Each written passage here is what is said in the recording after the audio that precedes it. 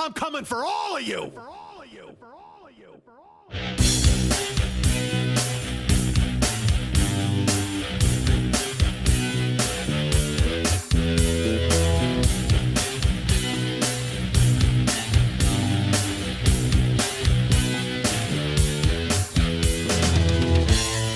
Right now, there's a 15-year-old sophomore in high school who has no idea they're studying nursing just so they can wipe my ass in 17 years.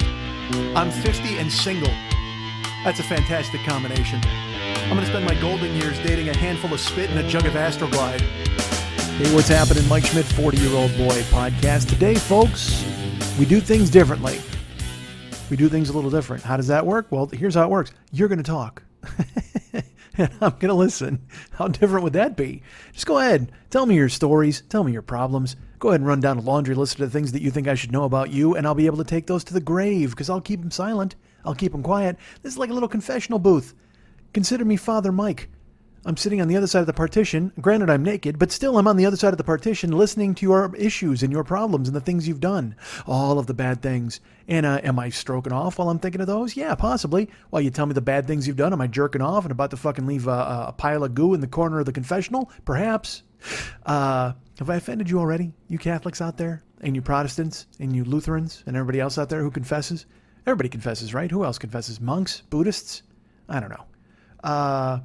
I do every week on this show. That's why I said we're reversing it. We're flipping it right now. Usually you're in the confessional jerking off and I'm the one talking. But now look at this. I get to jerk off this week. Yay. Who am I kidding? I jerk off every week. I want to do something different, man. And I know what you're thinking to yourselves, Mike, well, first of all, I want to do something different. The question is, do you guys really think I'm going to be able to do something different? That's the real issue here at hand. Can I control myself? Can I rein myself in and not give in to my baser instincts? By the way, if me jerking off at a confessional and leaving a pile of goo in the corner is not my baser instincts, I don't know how much lower I can go. I am not interested in finding out either. I don't want to go spelunking into that territory. I'm not a spelunker. Spelunker? There's no H in there. Spelunker. Spelunk. No, Splunk, that sounds like a weird fucking... You know what? That's actually the noise you make if you get punched in the Batman show from the 60s. Splunk! Normally I'd come at you guns a-blazing. I guess I sort of have already, where I've come flying out and just sort of talked about anything that comes out of my fucking skull. Spoke at the speed of my head, and I crammed the show in with whatever the fuck happens, and then off we go. But you know what? This week I want to do something different, like I said. My great friend Ahmad was in town. Ahmad with a 7 in the middle. And we had a crazy 10 days. It was chock full of things that we did. I told you last week about some fucking flaming hot chicken in my face and a whole bunch of other nonsense. But here's the thing. I've got so much more to tell you about the trip. And normally I would jam this show full of, the ups and the downs and the ins and the outs and the wheres and the whens. And you would sit there rapt with attention, wondering what Ahmad and I did and how we spent all of our time. It would be a verbal map. A verbal, almost like that. You ever remember that Family Circus thing where the kid Billy is like walking and he leaves the dotted line? I always reference this on the fucking show. You know, it's funny. A couple of weeks ago, or was it last week? I wanted Mex to do that as the artwork. I'm like, dude, the artwork should be like a map of Hollywood, but it's me and Ahmad, and it's like these dotted lines, and we go in everywhere we went and we stopped. And he goes, yeah, that's not happening. Granted, it's because I was talking to him Wednesday afternoon when the show was going to be out Thursday morning. And you know what? As talented as Dave is and as many paints as he has at his fucking disposal, he can't exactly arrange them into a cohesive photo exactly like I want all the time on that short a notice. Now, he puts the stuff together. Like today, today's artwork, which you can see right there, is brilliant. That was, we had a talk on Wednesday morning, and I had it by Wednesday night. But that's not something complicated like a map of Los Angeles and me and Ahmad leaving a trail all over the goddamn place. See, I'm talking and I wanted to do something different. Ahmad was in town. We did a bunch of different stuff. And like I said, normally I would just fucking throw it all at you, man. I would kitchen sink the fuck out of you motherfuckers. That seems like a lot of swearing for no reason in that sentence. I would just fucking splash it all over you. I would just hose you down like Peter North with story information, with sticky story. You would absolutely be sticky, just dripping with story, Peter North style. That's right. You would all be Ginger Lynn, and I would be Peter North, just spraying you down with as many stories as I possibly could. And then you'd hop in the shower, and we'd all have fun. Not that we didn't have fun before that. I mean, we had fun getting you into the show, or at least I did. You didn't, probably, just sitting there like the front row at a Gallagher show, taking it in the face. Or maybe some of you are into that. Who knows? Maybe you've been waiting for that from me. I can think of a few of you out there who might like that. No, I can't. Well, how weird is that? I don't even know any of you people. I mean, I sort of do, but I don't know anybody like that. All right, so here's the deal. We did a bunch of stuff, and I got to tell you about it. I will be telling you about it over the coming weeks. And look, man, you know what? The show has changed. Like a couple of years ago, I would do like 3-hour shows, 4-hour shows, because I would absolutely blast you guys with everything. Now I kind of parse it out. I throw it out piecemeal to you. I'm like, well, this happened, and then this happened. And you know what? I'll be honest, that's kind of my own fault. It's not that I don't want to tell you all those things. It's that I possibly have not prepared them in a way that I think I should bring them to you. I mean, I could tell you all the fucking stuff, because look, there's a bunch of shit that happened in Kuwait I haven't even gotten to yet. And I should probably be telling you all that stuff. Eventually I will. Look what year 10 is going to be. It's going to be all stories from year fucking 9 and 8. So this week, this 10-day period that Ahmad was in town, we had a fantastic time. We did a bunch of different stuff. But today, I want to tell you the experience of one night. Today, instead of going here and there and hither and yon, I will tell you about one particular night because it was so different. I feel that it needs a standalone. And I'm not going to worry about... and look, by the way, I'm going to tell you this. This is going to sound bad. I don't know how funny this is going to be. All right? I'm going to do what I can to make it as funny as possible, or I'll just tell you the fucking story. But you know, I usually tart these fucking things up. I throw some rouge on a story. I throw a little mascara on there, and I roll it out to you, and you guys laugh and guffaw, and then we all, put it in the shower, and we clean it up. But now, a lot of showering in this show. But this time, I'm going to tell you what happened. And look, I've done this in the past. I don't even know why the fuck I'm talking myself into or out of this. But just, it's weird. It's like I'm trying to get you not to be disappointed when you only get one story and it might be just kind of a straightforward telling of stuff. But at the same time, it has to be that way. You'll see. This is something that deserves a standalone. This is something that deserves to be set apart. This is something that certainly deserves a lot better introduction than I'm giving it now, as I fucking bury you guys in verbiage that doesn't need to be said, and I warn you that the show's not going to be what you want it to be. How fucking foolish am I? I'm the guy who always goes, hey, by the way, this upcoming thing is not going to be something you like. Why am I constantly warning people they won't like stuff? That's fucking dumb. I should tell you, you know what? Sit back, relax, because you're going to fucking love this, man. And you are. And by the end of it, again, like I said, sticky. Sticky as fuck. That's what this story is. This is a sticky story, and it'll stick to you. It'll stick to your ribs. It'll stick to your brain, and you won't forget it soon, very soon. You won't forget it anytime soon. That's what I meant to say. Jesus Christ. My voice, I don't know if my microphone is all fucking... I sound like trebly in my head instead of like my normal voice. So hopefully I sound normal to you guys. But also I got myself turned all the way up, which fucking Dave always yells at me for. By the way, he'll also yell at me for calling him Dave, because he's David. Or Max. Although he prefers David. Or David Max. Fuck. Ahmad was in town. And here is the tale of Urasawa. Is that what I call it? I guess I'll call it that. The tale of Urasawa. I told you guys before that Ahmad had wanted one thing when he was coming here. He's like, well, definitely make reservations at Urasawa. When I Googled it, it was a sushi place in Beverly Hills, and it turns out it is $500 a head. So he and I combined, that would be $1,000 worth of dinner for the two of us. I called them to make a reservation, and I thought I could make one quick, and they said, no, we're booked out for like a month, and the soonest we can get you in is July 6th. So that just happened to be the day before Ahmad was leaving.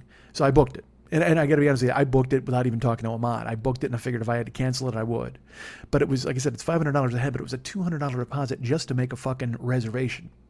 Okay. And then while he was in town, they actually called one time when I was driving. And look, I never answer my phone. I don't know if you've ever called me, but you'll know this. I will never answer a phone again. I really, truly believe I will never answer the phone and say hello the rest of my life, unless I wind up really failing and wind up working in a call center somewhere, which would totally suck. Not that if you work in a call center, you're failing. I'm just saying for me, that would be quite a fall from grace. Because as it is now, I'm in the car. That's totally top of the line, right? That's my office. I got a Japanese office. I'm in a fucking Camry, baby. My point is, I'm never answering the phone. So he and I are driving, and phone rings, and he's just like, "You gonna grab that?" I'm like, "No." And I will tell you this too. This is a weird thing. Everybody is astonished that I won't answer my phone. And I talked about this before. This kind of caused problems in my last relationship, because she thought I was hiding something, and I'm like, I never answer the fucking phone. I don't answer it. Period. I don't give a fuck who it is, because it's nobody good. Nobody good is calling me. I know that. I mean, like, look, all right, I got to take back. All right, I'm going to amend my bullshit about never answering the phone again. If I wind up doing auditions, or I wind up getting back out there and being auditioning for shows and stuff, then of course I'll answer the phone because I'll recognize probably my agent's number or somebody like that. By the way, I don't have an agent yet either. This is a lot of fucking wish casting. Someday, when I get an agent and I get into auditioning, I'll answer the phone again. But until then, I'm going to hide under the coats. But Jill always thought I was hiding something. I'm like, no, I just don't fucking answer the phone. I just never do. So Ahmad's in the car and the phone rings and it's in the cradle for directions to go somewhere. And I just hit decline. Whenever the phone rings, I hit fucking decline. And he says, he's like, well, are you going to get that? I said, no. And he's like, well, what if it's somebody important? I'm like, it's nobody important. Nobody important calls me. The most important dude in the world right now is in the car. That's it. The guy who came from Kuwait for 10 days. I can't fucking take a phone call with you here. And I know people are weird. Like, again, even Jill said that because I'd be with her and she'd go, well, take your phone call. And I go, nah, it's fine. I'm with you. I don't get to spend enough time with you. So why would I answer the phone while I'm with you? And then that just led to fucking her putting on a pork pie hat and getting a magnifying glass and Inspector Gadgeting the shit out of me and wondering why I wasn't answering my phone when there was no real reason. I just wanted to be with her. I don't want to talk to anybody else. What the fuck? And that's how I felt with Ahmad. Fuck, I don't want to answer the phone. So it went to voicemail. Now, here's the thing. That's another thing. I don't answer the phone because the people calling me are generally not going to leave messages. And if they don't leave messages, they weren't fucking worth calling. It's all some bullshit about someone trying to give me a credit card or telling me about my fucking vehicle warranty that doesn't really, it's all fucking telemarketing bullshit. I don't know how the fuck they get my cell phone number, but they do. I think it's just generated by a goddamn computer. By the way, how different is the show so far? See how different it is? So I when they left a voicemail, I said, all right, I'll check it. So I did, and it turned out it was Urasawa calling. And they said, if you don't call us back, first of all, I didn't check this for like an hour and a half. We're driving. So then I go, I forgot to get that voicemail. I check it. It says, if you don't call us back in an hour and a half, we will cancel your reservation. And I'm like, not in an hour and a half. It was an hour and a half later I checked. And they said, if you don't call us back by tomorrow morning, we will cancel your reservation. I'm like, fuck. So I called them immediately. And I wound up speaking to a nice Japanese gent. And I said, hi, this is Mike Schmidt. I'm confirming my reservation for next week. And he said, oh, okay, what day? And I said, Thursday, the 6th at 7 o'clock. He said, fantastic. You are confirmed. Thank you. If anything changes, please let us know. But please know that if you cancel from now on, we will keep your deposit. I said, we're not canceling, man. I'm going to be there. So then wackiness ensues and the rest of the week unfolds. And then it comes to Thursday. And when I mentioned we had hot chicken, I talked about it last week. And I said I was foolish to eat it because I didn't want to fuck my face up for sushi. Again, we're having that $1,000 sushi the next night. I don't want to burn my fucking face out and have it hurt. Well, I talked to you guys and my face was buzzing even that night when I was talking on the show with you guys. But the next morning I woke up and I was fine. It went away.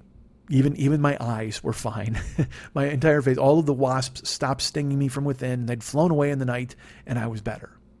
So Thursday, the plans that we had, I had to take my brother Lenny to Long Beach. And I said to Ahmad, I'm like, all right, we got to pick Lenny up and go to Long Beach. He goes, all right, well, you want to have lunch beforehand? And again, man, I don't know where Ahmad is putting it because that's a fucking thin dude. He's probably 6'2", and he might weigh 140. I don't know, he's probably going to yell at me because he's probably heavier than that, but he's a rail. But it doesn't matter. He's one of those fucking like weird competitive eater Joey Chestnut dicks who can fucking just shove a bunch of food into his mouth and never think twice. He's never full. So he wants to have lunch on the day we're having $500 sushi. I'm like, dude, fuck that, man. I want to walk in there like a goddamn gunfighter and clean the goddamn place out. I don't want to be full. I don't want to have any other morsels of food within me. But he had a list of places he wanted to go to. And then I thought of, I had told him about a place that I had by my house that I was like, well, this might be a good place for lunch. And he's like, well, let's go there. And we had to pick Lenny up. We were supposed to pick him up at 2:30. And then we were taking him to Long Beach, which was going to be an hour and 40 minutes. And we had our reservation at 7. I was trying to make all of the times work. And then Lenny, we go to lunch, we sit in this restaurant, and Lenny texts and he's like, hey man, I'm ready to go. It's like 1:15. So we packed all of our food in a bag and we bailed. So Ahmad sat in the back seat with all the food. I let him eat because I didn't really want to eat much of anything because I knew we were going for $500 sushi that night. We picked Lenny up. I go, Lenny, hey, here, eat this Mediterranean food, please. And then he jumped in and he ate a bunch. And I had some rice. I had a little bit of fattoush salad. And I don't even want to tell you all this stuff because, again, this show is supposed to be singular-minded of purpose and talking only about the Urasawa experience. But here I go. I tell you all about that day Thursday. So we drive down to Long Beach, me and Lenny in the front, Ahmad in the back, spying, listening, overhearing, sneaking around. This was the second trip he and I took to Long Beach with Lenny while he was in town. And I will tell you this, it was funny. After the first one, he said, man, I really thought that was awesome. I said, what are you talking about? He goes, just driving with you guys was fucking great. I go, why are you mocking me? I mean, it's more an hour and 15 minutes in traffic. And he goes, no, hearing you guys talk, you're just funny. And you can tell that you're brothers. And I said, really? And he goes, yeah, it's just, the way you tease each other, but also you're both funny. And it's just, and I forget, because again, I'll say this and it sounds terrible. Civilians aren't usually around people like me and Lenny. And that used to be the case whenever I was on the road. It was like me and Mike Toomey or me and Jimmy Pardo or whatever. We would get to talking and being silly or funny in front of people, and they would stare at us like, Jesus Christ, I can't, what's going on here? It's because, again, we here are playing on a level that most will never see. I've said that many times before. One of my favorite moments was one time Jill and I went to Zany's down in Chicago, and I took her upstairs, and it was me, Toomey, Pardo, and Brian Noonan upstairs with Jill. And she got to watch 4 comedians in a green room bullshit about comedy, about shows, about everything, and just be funny and play verbal ping pong across the fucking room. And I didn't really think much of it. I was proud that she was there with me because I was showing her off at the time, and I was like, yeah, this is awesome. And I was just, the whole night was a great experience. I think I talked about it. Go by year fucking 6 or whatever it was, 4, and then when we left, she looked at me and she goes, that was amazing. That was really amazing. And I go, oh, it was fun. Yeah. And she goes, no, to be there and to see you 4 guys. And, it's 4 dudes who are finishing each other's sentences, 4 guys who've known each other for fucking 20 years, 4 guys who are fucking funny as hell. Me, Noonan, Toomey, Pardo, just playing fucking ganip back and forth with fucking funniness and killing it. And so, like I said, I always forget that real people don't see that a lot. Everybody works at their own speed, and you got your own friends and stuff, but it's just different just because it's our job. I'm not saying I'm better than you. I'm just saying I'm better than you. Okay. Take that. Ahmad certainly knows I'm better than him. So it was neat. It was cool for him. He was just kind of a fly on the wall, and he listened to me and my brother just bust each other's balls the whole fucking trip down. So we went to Long Beach.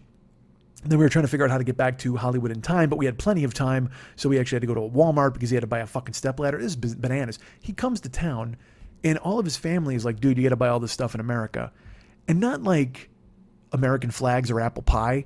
Like, his sister wanted all of this weird hair care gunk, like hair souffle cream and milk shampoo. I don't fucking know, whatever the fuck, but we found it. It was great. And then his dad wanted a set of collapsible stairs. And that cracked me up. I go, why? You can't find collapsible stairs in Kuwait? He's like, no, I guess not. And they can't order anything from Amazon over there. Because you think Amazon's going to send a fucking drone into the Middle East? Jesus Christ. Jeff Bezos declares war on Saudi Arabia just by sending somebody a goddamn paperback book? I don't think so. So he had to get the collapsible stairs here. So we drove around. I mean, we had time to kill. So we went to like 2 different, first I had to go to 2 different GameStops because he needed cords and chargers for his friends. And then we went to 2 different Home Depots to try to get the collapsible stairs, but he couldn't find them. We went to Walmart. He bought a suitcase because he had to pack all this new shit into another bag. And so that was just a bunch of errands that we ran. And I'm like, all right, man, we should head to Beverly Hills because we were far away. So we hit the road. And, parking, I don't know what the fuck it's going to be like. The address for this joint, Urasawa, and again, I've already told you how much it costs, so this isn't going to be much of a surprise. The address is 2 Rodeo Drive. I mean, that you can't get much more ritzy than that. That is fucking just a top of the line address. Other than Park Place and Boardwalk, I got to think 2 Rodeo Drive is the fanciest address you're ever going to hear in your life. So I don't know what parking's going to be like, and it's Beverly Hills, so I figure it's going to be fucking $30 for the night to valet, if not more. So we pulled into town, and Rodeo Drive is an interesting area. Beverly Hills is an interesting area because it's a ton of people down there to fucking photograph street signs. I mean, nobody's there to buy anything at fucking Tiffany or Peugeot or whatever fucking fancy watch joint there is. I mean, there are rich people who have their handlers or whatever the fuck go there and buy stuff. But it's not like you're going to see fucking Zsa Zsa Gabor come swanning into Two Rodeo and buy something and pose for photos with people. No, it's a bunch of fucking Euro trash out there taking photos of street signs and going, hey, look what I was. Oh, it's amazing. Or a bunch of Asian people who have cameras and they're taking photos of themselves on a cobblestone road and going, look, here's Jimmy Choo. Well, all right, good for you. But nobody buys a fucking Jimmy Choo shoe. But they're there. You know, obviously they're in business for something. Hermes is selling to somebody, if I may pronounce it incorrectly. But those stores are there because right there, and I mentioned those two specifically because they're at Two Rodeo in the little. I guess you'd call it a mall, but it's a bunch of shops clustered in one particular area, shopping center. It doesn't do it justice. It's fucking Rodeo Drive. But there's a Tiffany's, and then you go up the fucking ramp, and there's Jimmy Choo, and then there's the fancy fucking watch joint with $28,000 watches in the window.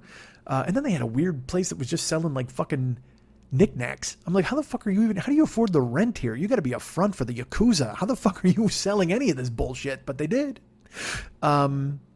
And then it was just a bunch of Euro trash, like I said, walking around. And by the way, I keep throwing that around. I hope please don't turn the show off. I don't want to lose people. I keep saying the wrong thing these days and everything goes wrong. So if you're European, I love you. Thank you for listening. I'm talking to you, Liam and Anthony and everybody else in fucking England and wherever the fuck. And I don't know if Australia counts as any sort of, there's another Anthony in Australia too. Hannah, you're out there, right? You tell me, am I talking wrong about Euro trash? So these people are all there and they're lurking and they're hanging out and they're walking around in shorts. And I'll tell you this, I wore Ahmad, I picked him up. First of all, he wore jeans, which shocked the hell out of me because the dude lives in sweatpants and sandals. I told you that. At least he wears sandals in Kuwait. He wore shoes here. But I pick him up and he's wearing jeans. I'm like, oh, thank God. But I will tell you this. Urasawa, he checked and he confirmed it for me. I said, I go, what's the dress code for this joint? Because I thought I had to wear a suit. And he's like, no, man, there's no dress code. I go, you sure about that?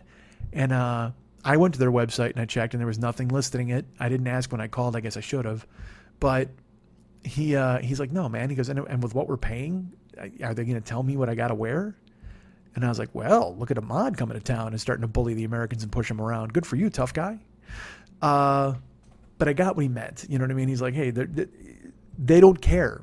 Honestly, if you can afford dinner there, they don't give a fuck what you wear. And the way it is now, there's so many fucking tech bros and idiots out there who don't dress in suits that I'm sure they just go ahead and fucking take care of people. Because again, if you got the dough, they don't give a fuck what you're wearing. So I wore my nicest jeans and I wore my nicest black t-shirt. And I did bring a collared shirt with me that I was going to wear into the establishment. And then as we made our way there, he told me there's no dress code. I go, well, I did bring a collared shirt. And he's just kind of like, I don't think you got to wear it if you don't want to. And I'm like, good, I'm not gonna. But if they make me, I'll just come back out to the car and grab it. So we pull into Beverly Hills. We try to find parking. We drive around. We just did a couple of laps. And then we found a fucking meter. Dude, that never fucking happens. And it was a meter that was good until 8. You had to pay until 8, but then you were good all night. So we fucking coughed up. But I will tell you, it's like $5 an hour. Like, you know how meters are. You put in a couple of quarters and you walk off. Nope. It was $7. I think it was $7. It was $7 an hour to fucking park. So we had to put in, fucking $7 or $10.50 because it was an hour and a half we had before 8 o'clock because it got there at 6:30. And we got out. We walked around the Cobblestone Mall. Like I said, we saw Asians and Europeans all taking photos of street signs and themselves in front of street signs and themselves in front of windows. I don't know who you're impressing by going, look, we were standing outside of Jimmy Choo, but good for you. You're in California, take photos of everything for fuck's sake. Why not? It's not like you're going to run out of film. Your phone does whatever the fuck you want it to do. But we walked around, we window shopped ourselves. And I will tell you this. I said to Ahmad, because his sister kept texting him on WhatsApp and saying, I need this, I need that, I need this. He's like, she's never going to pay me back for this shit. And I go, well, then why are you getting it for? He goes, because, she's my sister. He goes, but she never pays me back. He goes, she still owes me money from fucking last year. We went to Philadelphia. And I'm laughing. I'm like, well, then why don't you tell her to pay you? Say, hold her milk hair fucking lotion potion hostage. She can't have it until she coughs up the dough. He's like, well, no, I don't mind. I'll get it for her, but we'll see. She's supposed to pay me, but she's not gonna. And I'm like, all right. And then we walk by Tiffany's and I go, hey, take a photo of that window and ask her if she needs anything from there. And he started laughing. He goes, oh my God, that's a good idea. I go, yeah, just do it. I go, take it. And he goes, all right. So he did. He walked over, takes a photo of Tiffany's and he sends her an app. He's like, hey, do you guys, or a WhatsApp? He's like, hey, do you need anything from here? we're walking around. We're trying to find Urasawa. I will tell you that, because the address was, the plaza. Plaza. That's the word I was looking for. That's at 2 Rodeo. But the actual sushi joint is in a building and up the elevator. There's only one entrance. It's a private entrance through this elevator. And there's no real signage. There's nothing that says Urasawa until you get into the room with the elevator, and then it just says Urasawa, second floor. Now, we go over, we push the elevator button, we go up top. We get out on the second floor, and I have to tell you, this is the most nondescript office building I've ever been in my life. Just no carpeting, no art. You know, usually they have that bad, phony art. Like when you go to stay in a hotel, and they have those weird oil paintings. You're like, who the fuck's creating this? Like, it's just got to be some Bob Ross factory that's turning out happy little trees for fucking Ramada Inns to put on the wall forever. Or even those business centers. You get into those joints, they got artwork on the wall. They got a photo of, Italian fucking skyscraper workers sitting there eating a sandwich way up in the sky in New York or whatever the fuck they got. But these walls were bare. There was nothing. We walked into this fucking floor and it is nondescript as hell. It is just gray. There's no carpet. And so we turn a couple of corners and we go and we see a sign that says Urasawa. It's a door that just has a sign. All it says is Urasawa. And I'm like, all right, well, we're in the right place. And there was a restroom up there. So I went and used the restroom. I came out and Ahmad's like, all right, I'm going to go use the restroom. And now it's 6:40. And I go, well, I'm going to see if we can maybe get seated a little early. I'll see what's happening in there. So he goes to use the restroom. I go to this door that says Urasawa on it, and I just open it up and I walk in. Now, I'm a galoot. I don't knock. I don't say anything. I walk in because look, folks, I'm a citizen of the world. I own everything. I can do whatever the fuck I want. I can go wherever I want to be. And that's how I handle things. I just burst in. So I open this door and I walk in. And I know immediately that I'm in the wrong place because it's not the front door, clearly, because I'm coming in from the back. And when I walk in on, there's like two young guys, and they're just sitting on a bench, and they look up they look frightened in a way that I've not seen fright ever before. I mean, look, I'm a weird, big-looking dude with a giant beard now, so when I burst in, I'm sure they think it's a hit. But they made this really like, oh my gosh face. And in the foreground, they were in the background sitting down, but in the foreground, there's just this bald dude, and he's brushing his teeth. This guy's in the back of the sushi joint. He's brushing his teeth. I walk in and the two guys look up at me like scared. He wheels on me, toothbrush in his mouth and toothbrush. And he just goes, "Get out." And I'm like, "Oh man, I'm really sorry." I'm like, "Get out." And I'm like, "I'm really sorry." I go, "Okay." And I started to back out. And then another dude comes running out and he's got a tie not tied around his neck. It's just kind of knotted, but it's hanging. And he was very friendly, and he just goes, "Oh, sir, I'm very sorry. We are not ready for you." And I'm not going to do the accent the entire fucking show, but he was very gracious, and he's like, "Oh, no, not ready for you. You must go, please, please." And so I backed out graciously, and I let the door close. And I realized as I walked out, I then went around the corner. Hey, guess what's around the corner? The front door of Urasawa. I don't come bursting into the kitchen if I go in the front door, right? But instead, I look, and in fairness to me, it's nondescript. It just says fucking Urasawa, so I don't know what the fuck it is. There's not much signage anywhere else. So I saw one sign that says Urasawa. That might as well have been a fucking spotlight, like a bat signal. That was the sushi signal. They flashed the sushi signal into the air, and I went and fucking jumped in. And Commissioner Gordon was brushing his teeth and went, "Get out!" So I got out, man. This guy showed me the door, and I'm standing in the hallway. And a gentleman comes up to me. He gets out of the elevator as I'm standing there, and I'm kind of laughing at myself. And he walks over and he goes, "Where's 218? I said, "You know what? It's right around the corner. But skip the first door." I go, "Are you looking for the sushi joint?" He goes, "Yeah." And I go, "All right, you're going to see a door that says Urasawa. It's not that door. Go around the corner. There's another door that says Urasawa. That's the front door. That's where you want to go." He goes, "Okay, thanks." And I go, "But I will tell you this, they're not seating anybody just yet because I just burst in and scared everybody." And he started laughing. He's like, "All right, no problem. Thanks." He walks off. And he's a big dude. I should tell you that. If they were scared of me, they're totally going to be scared of this guy because he's probably 6'3", 265. And I'm in the hallway, and then Ahmad comes out of the restroom, and I go, "Dude, I think I just queered the deal for us." He's like, "What do you mean?" I go, there's a good chance we're getting tossed out of this building." because I just burst into the side door and there's a guy in there brushing his fucking teeth. He's like, what? I go, yeah, dude, I don't even. And now, you know what? I gotta be honest, I'm weirded out. We're paying $500 a head to go have sushi, and this dude's in here brushing his fucking teeth. What does that say about the quality of the joint, the quality of the food? And granted, I surprised them, and I basically leaped out of the bushes and scared all of them. But at the same time, I'm not expecting a couple of guys in there taking a nap and one guy brushing his fucking teeth. I mean, it's a fucking fancy-ass sushi joint, right? But again, that's just me. And Ahmad is just like, well, let's relax, we're fine. So we go into the little lobby, and we're standing outside the actual front door. Like I said, we're around the corner now. So it's me and Ahmad and the gentleman who asked me where the door was. And in the meantime, the elevator keeps pinging, and more people keep coming upstairs. Now, they're not going to the sushi joint, and there's nothing else that we could see on the floor except for the restrooms. All of these people, it dawns on me, all of these people are coming upstairs to use the restroom. These are people, again, Eurotrash, Asians. It's all the people that are outside downstairs walking around in the cobblestone area, and this is where this is where the public restroom is. It's like 35 feet from the $500 a head sushi joint. That just doesn't seem like good planning, right? You got to get a zoning commission in there at some point to put the guys in their urinals on another floor from the guys. Although I guess with the dude brushing his teeth, I guess it's just community. You might as well just have the urinals in the sushi joint if the dude's in there brushing his fucking teeth, right? I mean, $500 a head, who fucking cares? This guy's in there brushing his fucking choppers. Everybody else comes in, they take a fucking leak, they stare at you.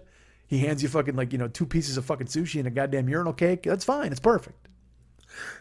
But I was, the more people kept coming upstairs, it was really kind of strange to me because in my head I was like, this is not what I envisioned. Because I'll tell you what, I went to Nobu once in Vegas, and Nobu, it just felt fancy. I mean, like you walked in and the lighting and the buzz and the way they treated you in this way where they essentially, they almost Cleopatra'd you in, like threw you on a fucking barge and carried you in with 6 muscle dudes and put you down. And I ate alone. When I went to Nobu, I went by myself. I was in town doing stand-up, and I went there because they were open until fucking 1. And I popped in and I ate my own fucking sushi. This is 2007 probably. That's another thing I did without my ex-wife. God, I'm the best husband, right? Wasn't I cool? I went to Vegas to work, do comedy, and then I went to Nobu by myself because she loves sushi so much. And then I came home and I went, honey, I went to Nobu. It was so good. And she was like, great, I'm leaving you in 6 years. So I'm standing in there, and like I said, the elevator keeps pinging and people keep walking through. And the 3 of us are just on our phones. I'm looking at my phone and Ahmad's looking at his. And you know me, I'm not comfortable with just standing there for no reason. So that guy had already talked to me and said, hey man, where's the sushi joint? So I look up at him and he looks at me and I go, hey, now dinner's on you, correct? And he goes, pardon me? I said, well, they said it was like, it's parties of 2 and it looks like you're just solo. So, I mean, you're obviously here to just take care of everything. Is that the way it works? He goes, I'll tell you what, I'll pay for your dinner, but you got to guess my name. And then look, you know me. I'm fully into that kind of nonsense. I mean, I've told you, I've gone to places where it's like flip a coin, where just give a free dinner if they flip a coin. Or I've told people, if you can guess the number I'm thinking of, I'll buy your lunch for you. I mean, I'm that idiot. But the problem is I'm right now at Urasawa where it's $500 a head. And not only is it $500 a head, I'm not paying my $500. This is on Ahmad. Ahmad is the guy who's covering my dinner. I would love to get into this wager with this guy, but also I will tell you this, there's another reason I can't get involved. This gentleman, like I said, 6'3", probably 260, African-American gentleman. And I don't want to guess the wrong name, if you know what I mean. I don't want to guess some stereotypical black guy name and just ruin dinner for everybody already. We haven't even been in the building yet, and I'm about to make the most horrible faux pas possible and make it an uncomfortable sushi night for all of us involved. Because I'm looking at him, and I will tell you, because I wanted to guess. You know me, I wanted to play. And in my head, I had 2 guesses. I was going to go Reggie and I was going to go Vince. And I'm like, those are both bad. The reason I wanted to go Reggie is because Reggie seems safe. And the reason I wanted to go Vince is he sort of looked like Vince Wilfork, who was a player for the New England Patriots. And I think actually for the Raiders. But I mean, Wilfork's a giant. There's no way this guy is Vince Wilfork. But he has the same kind of face. He looks like him. And he honestly looked to me, when I was thinking of Reggie, I was thinking of like Reggie McKenzie, who was also a lineman. He was a big, and also that's the thing is you don't want to be stereotype Jones where you're just guessing athletes. I mean, it was such a minefield, such a fucking minefield. And we haven't even gotten into the goddamn sushi door yet. But he says he was straight faced and he goes, I'll tell you what, I'll buy your dinner, but you gotta guess my name. And I'm looking at him and I looked at Ahmad, and Ahmad just immediately looks down at his phone, just like he doesn't even look, because I think he knows me well enough to where I absolutely want to do this, and I can't put it's his money on the line, but I wanted to look at him and go, hey, you got to back me up here, right? You're backing my play. We're together. We're a team. But he immediately looked down at his phone like, nope. And so I looked at this gentleman and I go, you know what? I want to guess. I really want to. He goes, go ahead, guess. It's great. He goes, but I'll tell you this. If you're wrong, you're buying my dinner. And then I look over to Ahmad, and Ahmad, he definitely won't look up at his phone. And he's almost shaking his head like, nope, nah, that's not happening. And I go, oh, man. I go, nah, dude, now you busted me into like a Sophie's Choice dingo ate my sushi dinner situation. And he just starts laughing. He's like, well, you brought it up. He goes, I'm willing to play. You want to play? I'll play. He goes, you guess my name, I'll buy your dinner. You don't guess it, you buy mine. And God damn it, you have no idea. I just looked over to Ahmad and I looked at him and I go, I hate having my bluff called. Do you know how much I hate having my bluff called? And he just starts laughing. He's like, yep, I realize it. But if you want to play, go ahead and play because I'll play. And I looked at Ahmad and Ahmad, he's still not even looking up. And I'm like, God damn it, I want to, but I can't. He goes, it's not my dough on the line. He just goes, oh, well, you had your chance. And I said, are you dining alone? And he goes, no, I'm meeting a friend. And I said, all right, well, my name's Mike. He said, my name's Ricky. And I said, nice to meet you, Ricky. And in my head, I was like, fuck yeah, Ricky. I was so goddamn close. Reggie is close to Ricky. I was right there. If I would have said Reggie, would he have gone, oh, you're close enough? Probably not to pay $500 worth of sushi. But he also might have said, hey, you racist. But who knows? There's the chance I did not have to take. So here's Ricky. And I shake his hand and I go, this is Ahmad, my friend Ahmad.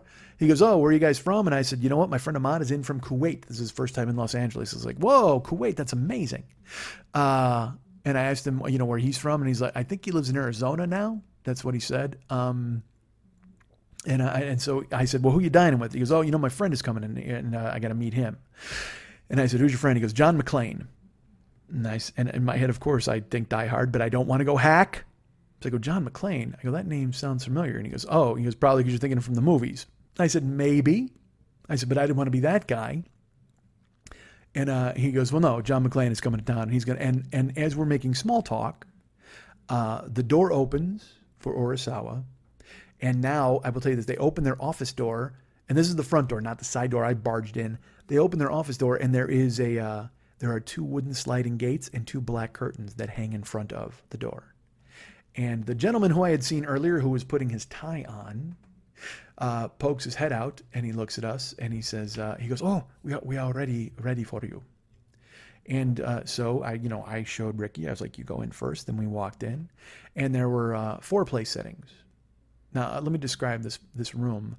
If you've been in any sushi bar, there's the sushi bar itself, which is like the center of the restaurant, and then there's a bunch of tables around it. All right, well, I will tell you, this building, this room, this restaurant is a sushi bar. There are no other tables. There was like table, but I don't think anybody sits at it. It was just by the front door for whatever reason. But this is a sushi bar, and it has 8 seats. And as we walked up, there were 4 seats with settings by them, 2 on the corner and then 2 a little closer to the chef. And the maitre d' shows Ricky over to the ones closer to the chef, and he puts us on the corner. And behind the counter, first of all, let me describe the counter. You've been to a sushi bar before. Well, this counter is wood. And when I say wood, it's not finished. This is natural wood. And it is sanded every single day. To the point where when we were getting our food, if you dripped anything, any soy sauce, any drop of broth, the maitre d' would come over and immediately mop it up, because otherwise it will stain, because it is natural wood that they care for every single day. They have to sand it every single day. We're sitting there, and behind the sushi bar, there's probably an 8-inch thick piece of Kobe beef. I would say an 8-inch by 6x8 piece of Kobe beef. And just sitting there marbled, glorious, staring at all of us. Ricky has a seat. The guy asks if we want anything to drink. Ahmad wants a Coke. I just want water. Ricky gets a beer, gets a Sapporo. And the maitre d' comes running out. He brings the stuff. And like I said, there's the beef behind the counter. And then just as 7 o'clock hits, because they seated us right around 6:50. And Ahmad and I we're whispering back and forth. And I'm like, I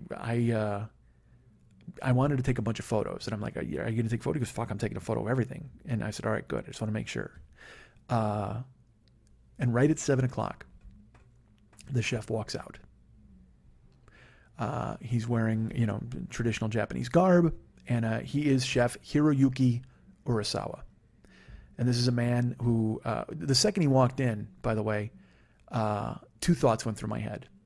He walked in and out, and he was a small statured man, completely bald, but like I said, wearing traditional Japanese garb, and he immediately walked in with an air about him, like he owned the joint, like he knew he was the only game in town. That guy was the headliner, and he was ready to fucking show you that. That was the first thing I thought. The second thing I thought was, man, that's the motherfucker that was brushing his teeth when I burst into the back door. What the fuck? Are you kidding me? This is a 2 Michelin star chef, and I walk in on him with a mouthful of goddamn Colgate? That's not good. That doesn't strike anything in me that says, hey, this is going to be a great meal. I was weirded out about it. I thought it was just some fucking urchin, some janitor or some shit, or maybe a sous chef. But nope, that is fucking Chef Hiroyuki Urasawa, 2 Michelin stars with a mouthful of goddamn crest. And the cavity creeps are being banished out of his kitchen as I walk in and fucking interrupt him. Get out! Get out! But to his credit, man, when he walked out, he didn't give me a filthy look. He didn't go, hey, motherfucker, you're not supposed to burst into the kitchen. He didn't make fun of me, nothing. He just walked in like he owned the joint. You know why? Because he owns the fucking joint. So he comes in. And like I said, there's that beef behind the bar, the sushi bar. And there's fresh horseradish root in a fucking bowl. And then there's just assorted bowls, and he unpacks his knives. He opens his thing and he unpacks his knives.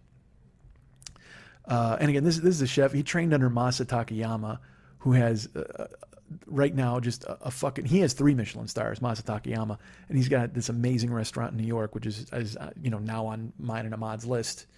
But and by the way, when I say that, I mean it's on Ahmad's list. And if he drags my corpse along, then that's fine. I'm in. Fucking perfect. But I'm sure Ahmad will go at some point, because it was we heard that and we were like, oh my God, he's in New York, absolutely. So he unpacks his knives.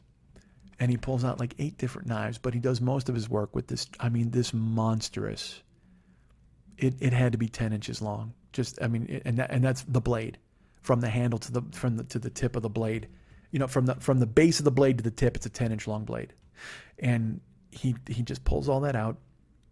He grabs the Wagyu beef from behind him. I'm sorry, it was the Kobe beef. I apologize. It was Kobe beef. He grabs the Kobe beef and he puts it on the counter, and he just starts to dry it. Like he towel dries it, and then he starts to trim pieces off of it. He's doing that with one knife. Then he gets another knife, and there's celery root, not celery root, celery sticks, and they're in a bowl. Now again, I'm just watching him. Because I'm that dude who all of a sudden when this guy entered the room, you knew focus should be on him. Time to kind of shut up. And let's put it this way: that's what I thought. All right, because I immediately, you know who I am? I'm fucking George Costanza in Line for the Soup Nazi. That's exactly who I am. I don't want to say the wrong thing. I don't want to get thrown the fuck out. This guy's got 8 different knives, and all of them would fit inside me in certain points. So I didn't want to do anything that fucking queered the deal and got us booted the fuck out. I already burst in on the guy as he was fucking flossing. So the last thing I want to do is get him to remember that I was the idiot who burst into his bathroom or whatever the fuck. So I just sit there, like literally hands crossed, watching. Meanwhile, Ricky is he's drinking a beer, and he's gregarious, and he's talking, and he's going, hey, I got my friend coming, my friend John's coming, and he's talking to the chef. And the chef continues to do his work, but he also talks to Ricky.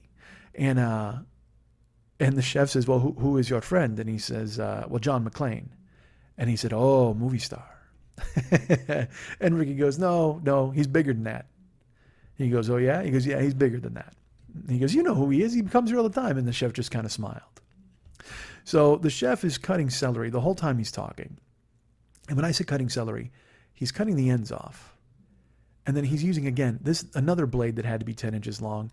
And he's cutting celery ribbons off of these celery sticks.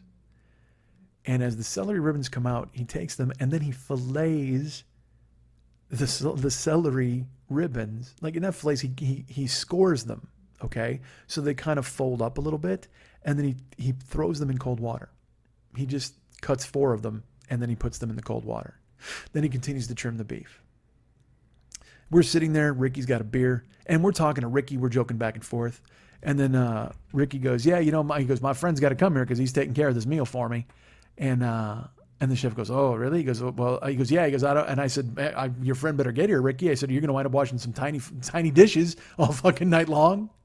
And he laughed, thankfully, because he thought I was funny. And then he goes, well, no, he goes, I got something to trade for it. And he holds his hand up and he goes, how much does this get me? And the chef looks and goes, oh. And Ricky is wearing a ring. Now, I couldn't see the ring. Ahmad had already seen the ring, but I thought it was a Super Bowl ring. So Ricky takes it off and he goes, you know what does this get me? He goes, this get me free meals for the rest of the year? And the chef is like, well, I don't know. He goes, but let me see. And he goes, nope. He goes, I'll just show it to you, but you can't touch it. And the chef goes, chef can't anyway because he's in his hands. But Ricky holds it up, and then Ricky gives it to Ahmad, and it's an AFC Championship ring. And I look at it, and I go, it's 86 Broncos because it's got the team and all that on there. And in my head, I'm killing myself. I'm like, Ricky, 86 Broncos, Ricky, 86 Broncos, Ricky Jackson, Ricky. And again, then I don't want to guess that fucking name. Hey, hey, black guy, are you Ricky Jackson? Idiot. I know it's not Ricky Williams. And I'm trying to figure out who the fuck it is. So Ahmad looks at the ring and it's really heavy. Dude, by the way, AFC Championship ring, super fucking heavy. So he hands it to me. I'm looking at it. I'm like, dude, I go, oh, Ricky. I go, 86 Broncos. He goes, yeah. And I go, yeah, tough one with the Giants. I go, that Super Bowl's here. And he goes, oh, yeah, we played in the Rose Bowl. We played the Giants. He goes, it wasn't good. And I said, oh, man. I go, is that the drive or the fumble? Because I couldn't remember which was 86 or 87. One's the drive, one's the fumble. And he said, oh, no, that's the drive. He goes, here's some trivia for you. Who intercepted the pass that let Elway lead us on the drive?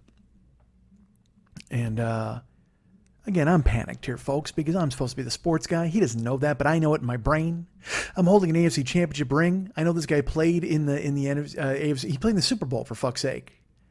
And I don't even know his last name at this point. And he goes, who intercepted the pass? And I go, all right, well, let me think. And he goes, me, motherfucker. I was like, all right, well, it's you. And I said, Ricky. He said, Hundley. I said, Ricky Hundley. All right. And then I went, Arizona. And he goes, yes. So I knew who he was. Thank God. I salvaged some small amount of credit. Some small amount of what the fuck? I can't even remember the fucking word. How stupid am I? But I looked good, at least by knowing Arizona. So we gave him back his ring, and he's talking. He's like, "Oh yeah, he goes, I was in the Japan Bowl. I played in that before. I went to the pros, and he said he played in Arizona. He played for the Raiders too. He finished his career with the Raiders, and that's why he wound up in L.A. Working on billboards and that kind of thing. And that's how he met John McClane. And actually, he met John McClane at when he was at Arizona, because he was an All-America. And as we were talking about all this, like I said, the chef is just there and he's trimming and he is not serving us yet. And it's because John McClane has not showed up. But then John McClane walks in the door. Now, I don't know John McClane. I just know he's Ricky's friend. So the man walks in and I noticed right away he's got a bad wing. His left arm is just kind of hanging. So he walks in and the maitre d' shows him to his seat. And he says hello to us. He introduces himself. He's John. This is Ahmad. I'm Mike. And, I go, Ricky? And he laughed. And so then we sat down. Then the chef got to work. The chef went to business. He said hi to John. And he and John started dialogue because apparently John is in there all the fucking time. Like I said, Ricky had alluded to that earlier. But John starts asking, the chef about his family. And by the way, here's something that happens. The two guys that I saw sitting in the back, when I say guys, they were young men. Those are the sons of Chef Urasawa, and they're there working as apprentices. So he asks how his boys are working out. He says they're good. And then he asks him about, they start talking about Dodger games and sitting down, whatever. They start making small talk. And Ahmad and I are just still staring because, again, this whole thing is pretty surreal. John McClane is there. He's sitting there with Ricky Hundley. We've just had an AFC Championship ring. We're waiting for the food. So then the chef starts to make arrangements with, he brings out he's got a little bowl and he puts a grate over it. And then there's a top on it as well. And he starts slicing fish. And he slices some eel. And he puts it in the bowl. And this is our first course. He makes this for us. It is a wood smoked king eel on a plum applesauce with yuzu zest. Now I got to warn you, it's going to be a lot of that. It's going to be a lot of me marinating in exactly what we ate and telling you what it was. If you want to turn it off now, you can. That's fine. But it's this bowl, and I will tell you this. I should tell you this real quick. When John sits down, I start taking photos. Like I said, I take a photo of the chef, and the chef actually posed for one holding the big piece of Kobe beef. And I take that photo. And then I take a photo of him trimming the beef and drying it off. And then we're sitting there, and Ahmad, like I said, he said he's going to take a million photos too. So then they give us our first course, which I said is the wood smoked king eel on plum apple sauce. It's a plum sauce, but it's got the consistency of almost like a chutney or an applesauce with yuzu zest. And he has an actual yuzu fruit there. He's nothing is fucking packaged. Nothing at all. I mean, he's just pulling everything out. It's fresh. He makes us this course. We get it, and I go to take a photo of it. And and the chef says, "No pictures, please." And then the maitre d' says, "Yes, no pictures." And I go, "Okay." And I think they're kidding. So I put my phone down and we eat the first course. Because I will tell you this, before he served us, God damn it, I'm losing my place. Before he served us our food, he said, "Listen," he says, he gives us a speech. And the speech essentially is, "I ask that you eat every course within 10 seconds of its serving because it is temperature controlled. So you have to eat it, whether it's a cooked dish or a cold dish, you have to eat it within 10 seconds of when I give it to you because that is when it's at its peak and that is when it will taste its best." And so the second he gave us our course, I immediately, I grabbed my chopsticks and I pulled out the eel. And you dip it in the sauce and you eat it. And I mean, and dudes, all right, listen, it's going to be a lot of this. It's going to be a lot of me jerking off and telling you about fucking sushi, but I have to because I love sushi. Okay, my place, Katsuya, is, I think, a very good place for sushi. Like I said, I've eaten at Nobu, also a very good place for sushi. This chef, this restaurant, Urasawa, upon further research and looking it up on Google, it's the second most expensive meal in the world. I mean, I can't even say it with a straight fucking face. And it's more expensive than Jiro. There's a fucking documentary called Jiro Dreams of Sushi. It's an amazing documentary. You need to see it. It's about a chef in Japan who is so dedicated to his craft. And his sons and how they follow him into the business, and one has to actually stay with Jiro, but the other one opens his own restaurant. I don't want to give things away, but it's a brilliant look at the dedication of a sushi chef in Japan to doing the best work possible and serving the best fish possible. And this place, Urasawa, is more expensive than that, like by like $140 a head. Crazy. Now, granted, Jiro, it's only a 20-minute meal. He serves you and you bail. And he also has a no photos policy. But again, like I said, I took photos of the chef. He actually posed for one holding the beef, so there's no photos policy. So I get the eel and the plum apples and I eat it right away because I don't want to do anything that makes this chef upset. Again, like I said, I'm very I've already barged in on him in the bathroom, for fuck's sake. Now I'm just there eating. So we eat, and it's a lot of this. It's a lot of eating the course because again they're small bites, but it's a lot of eating and then looking at one another and just going, God damn it. High-fiving, fist-bumping, just staring. And John McClane continues to talk. He's talking about his Lakers court seats. He's asking the chef if he liked them when he used them. And then they're talking to Ricky, and they're talking. And I'm getting snippets of John talking, and John's using names like Janet when Janet was here, and Lionel. I was talking to Lionel and Denzel.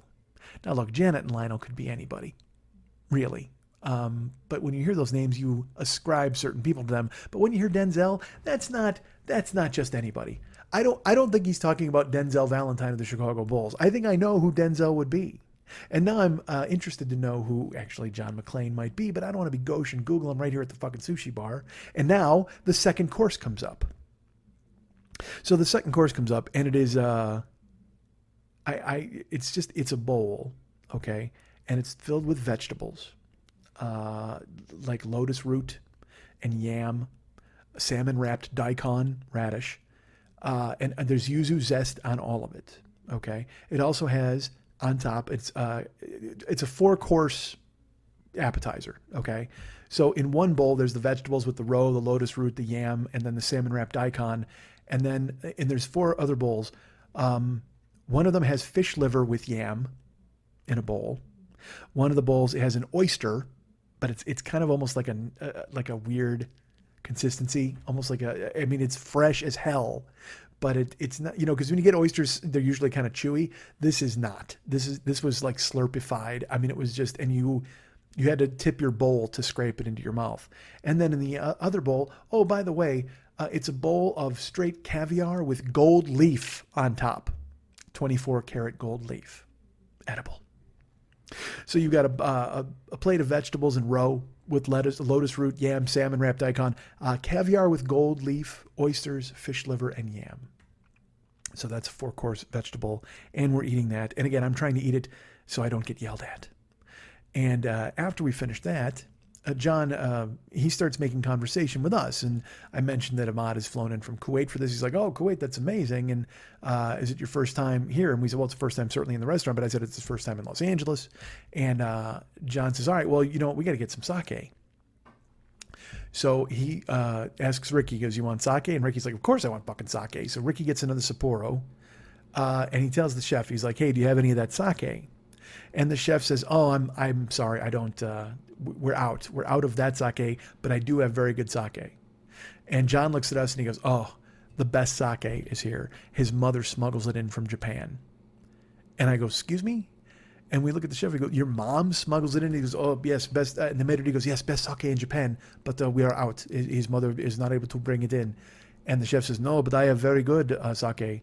And he says, well, what is it? He goes, it's the Desai Beyond. And John goes, all right, well, we'll take a bottle of that. So the maitre d' comes around, he takes it out of the chiller, they fucking pop it, and he pours a glass for John, he pours a glass for Ricky, and he points at us, he goes, all right, fellas, you're in. And I go, no, we can't. I said, Ahmad doesn't drink, he's a Muslim, so he says, and he goes, well, then you better pick up the slack for him. I said, fellas, come on, I don't drink either. It's not my thing, I'm not a guy. And Ricky Hunley holds up his glass of sake and looks at me and he goes, scared money can't win. And I just went, all right, fucking set me up. Let's do this. And they go, attaboy. So they get me a glass. They pour me some sake. We all fucking tip glasses. And they don't sip this sake. They bang it like a fucking shot. And I should tell you, the glass that I had was probably a shot and a half, 2 shots worth of liquor in a glass. And so I tossed it back. And it was smooth as hell. I mean, I don't know what sake is supposed to taste like. I've had warm sake once before and fucking hated it, but this was cold ass sake and it was super delicious. It had a little heat to it and just kind of a little bit, but it went down super smooth. So we bang them down and then John goes, all right, set them up. And the maitre d' comes over and he gives us each a refill. And Ricky tips the glass again, and I bang a second shot down, second 2 shots, whatever the fuck. And then he fills our glasses a third time. And then Ricky just kind of puts it down. So I'm only drinking when they tell me to fucking drink because I'm not that guy. So I take my phone and I go to take a photo of my sake glass. And I take the photo, and the chef literally, he just looks up and he goes, please, no photos. And the maitre d' goes, yes, we mentioned once before. And I go, oh my God, dude, because I thought they were goofing around. Because when I took the photo of him holding the Kobe beef, he smiled and held it up. So I thought he was just goofing around. And we could just take the fuck. And so I go, oh my God, I'm sorry. Do you want me to erase the photos? That he goes, no, it's fine, but no, please, no more. And I said, oh my God, I literally put my phone as far away from me as it could be within arm's length. I stretched my arm as far, and I just laid it screen down. And I go, you know what? And it was actually liberating because I go, fuck, I don't have to look at my phone the rest of the goddamn meal. Because a lot of the times, you're taking photos, you're making sure it works out. And I wanted to do it. I wanted to catalog it for you guys, and I wanted to catalog it for me. But there is something to be said for memory.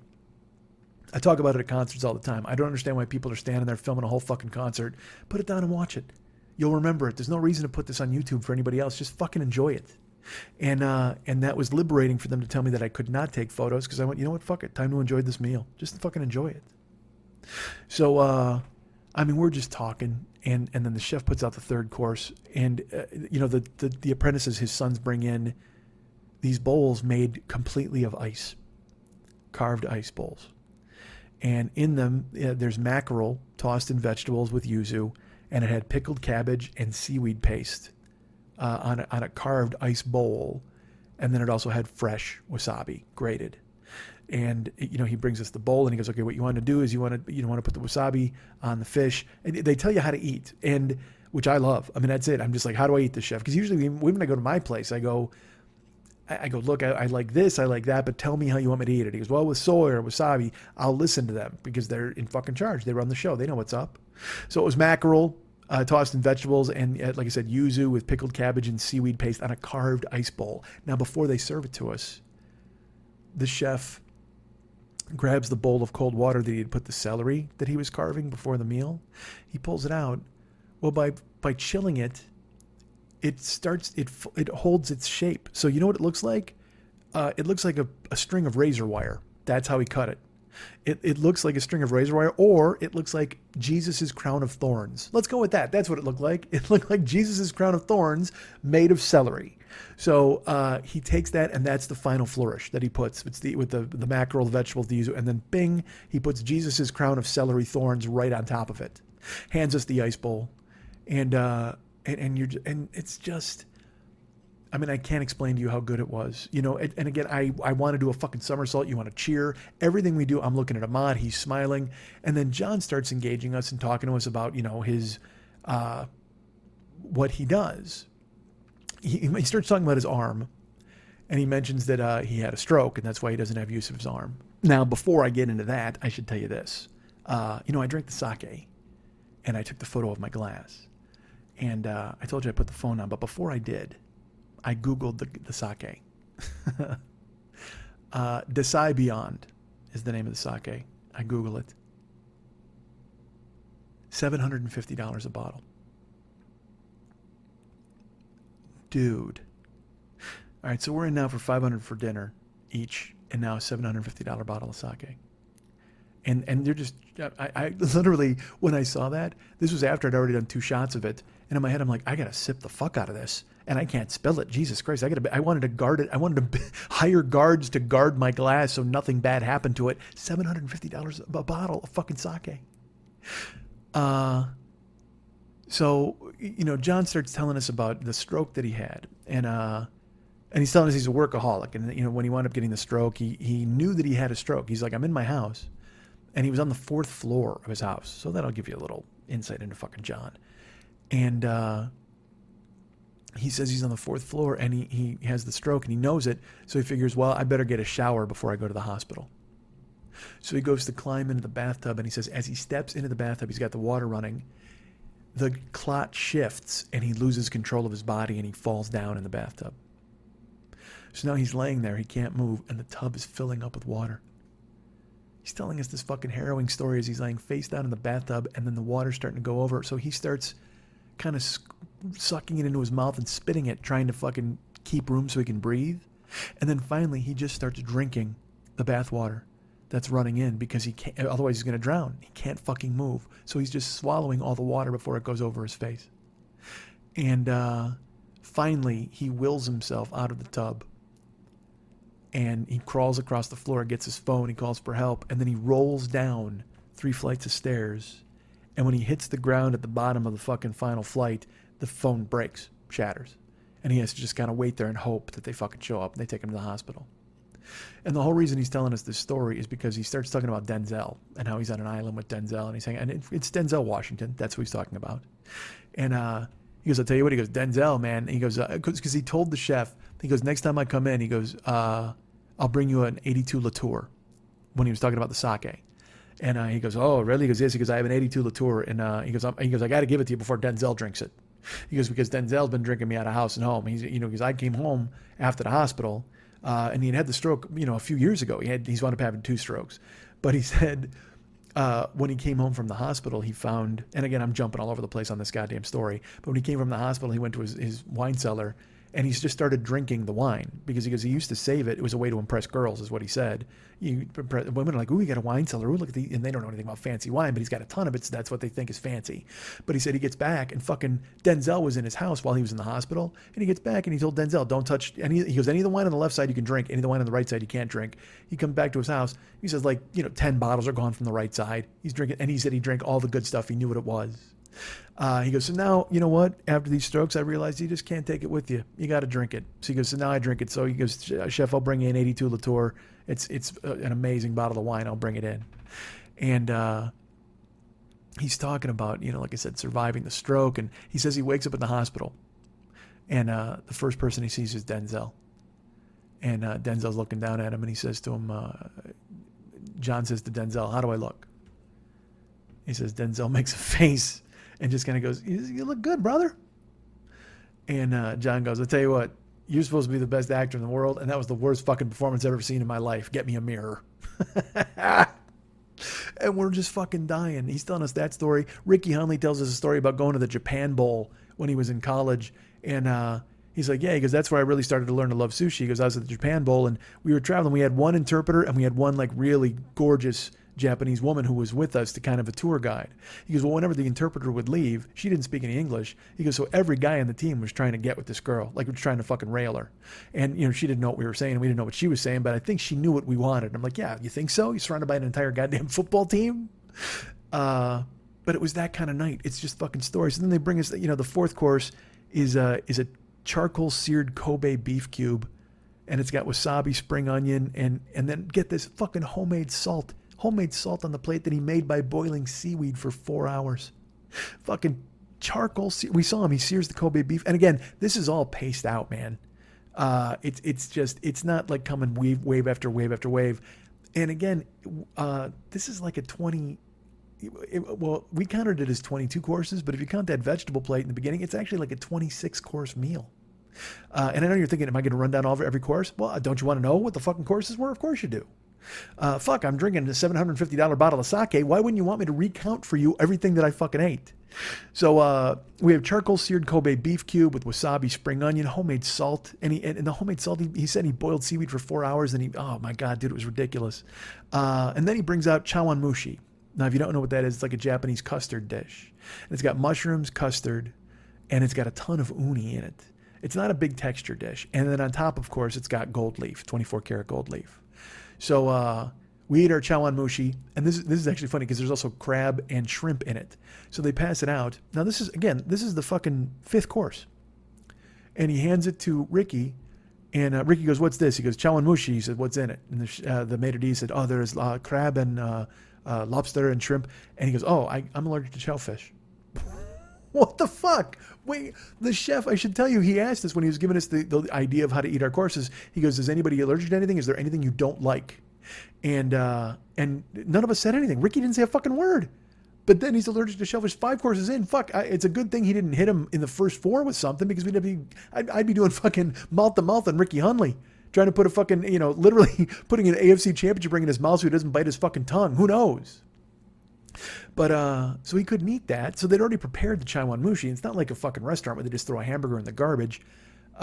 This chef, you could tell he was actually a little annoyed because, like I said, I was thinking I should be reverential and respectful and just watch the chef at work.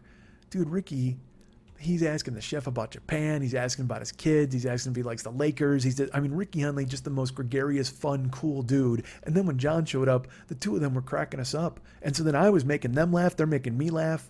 And we were just having, it was a ridiculous time. Because again, it's just the 4 of us. It's 4 dudes who each paid $500 each for fucking sushi. So the chawanmushi, he can't eat it. So he looks at John. He goes, here, you take it. John goes, no, I can't. He goes, give it to him. And they point at me. And I go, Ahmad, you want that? Ahmad goes, no, man, you take it. Ahmad didn't care for the chawanmushi. And like I said, not a lot of texture to it, but it's uni and almost like a gelée. It was damn good, but there was no real texture to it. But it had 24 karat gold. So I ate it. I ate Ricky Hundley's chawanmushi. That should be the name of the fucking show. So I knocked that down, and then again we're just laughing and talking. So they bring the next course out, and this is it's like 5 courses in one. They bring out a broth that's boiling, and it's called shabu shabu. If you've ever eaten it in a place where you actually insert raw things into a hot broth and it boils and cooks them, and then you eat them. Ahmad and I called it a soup puzzle, because literally it was a deconstructed, it's just broth, and then there was the king eel, some foie gras, some Kobe beef, and some wakame, some fucking seaweed. And those were all on individual plates. And also, we didn't touch this at all. His sons, the apprentices, came out, and Ricky and John got one, and me and Ahmad got the other. And what he did was he would take the chopsticks, and the first thing is he put the eel into the broth, and the broth cooks the eel, and then he takes the eel out, he puts it on your plate, and then you eat it. Like, he's doing all of the individual cooking for you at the table, and he does it in order. So it was the eel first, and then the foie gras second, and then the Kobe beef third. And I should tell you, we had that like Kobe beef cube earlier, but this was a long fucking strip. Like, and this, I dishonor Kobe beef by comparing it to this. But if you ever open a can of Spam and then you slice it, it was that same size and that same thickness. You know, it was a huge hunk of fucking Kobe beef. So it's the eel, foie gras, Kobe beef, and you put them in one at a time, and then they cook, and then you eat them. And what happens is at the end, you now have soup. Like, you've eaten all of the ingredients individually, but as they cooked inside the broth, it flavored the broth in a way where now you now drink that. It's another course. And dude, I mean, a big chunk of fucking foie gras, almost like a Melba toast size piece of foie gras, but thick. And it just melted, dude. It melted in your mouth. It was just gone, and you're just staring and eating. And I'm looking at Ahmad, and we're laughing, and John and Ricky are laughing. We're joking, and they fucking run another round of sake with the fucking bottle, ding ding ding, and then another round, ding ding ding. And I'm like, I said to him, I go, fellas, I'm gonna tap out on the sake pretty quick. And he's like, what are you talking about? I go, dude, I'm not a drinker. I'm being serious. I haven't had anything to drink in like 10 years. And Ricky Huntley says, scared money can't win. And I went, all right, fuck it. Give me some more. So we finished the bottle.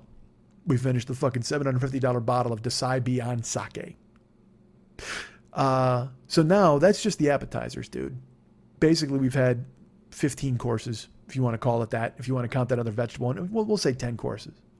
And as I said, it's paced out. So in between, the chef brings out abalone, which is alive. It's in the shell. He opens it up. And he extracts it. We watch him do it expertly from the fucking shell. And then he brings the apprentices come in, his kids come in, and they take the abalone in the back.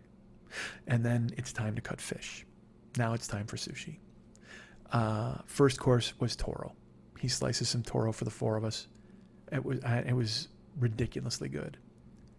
After the toro, John goes, hey, you got any more of that sake?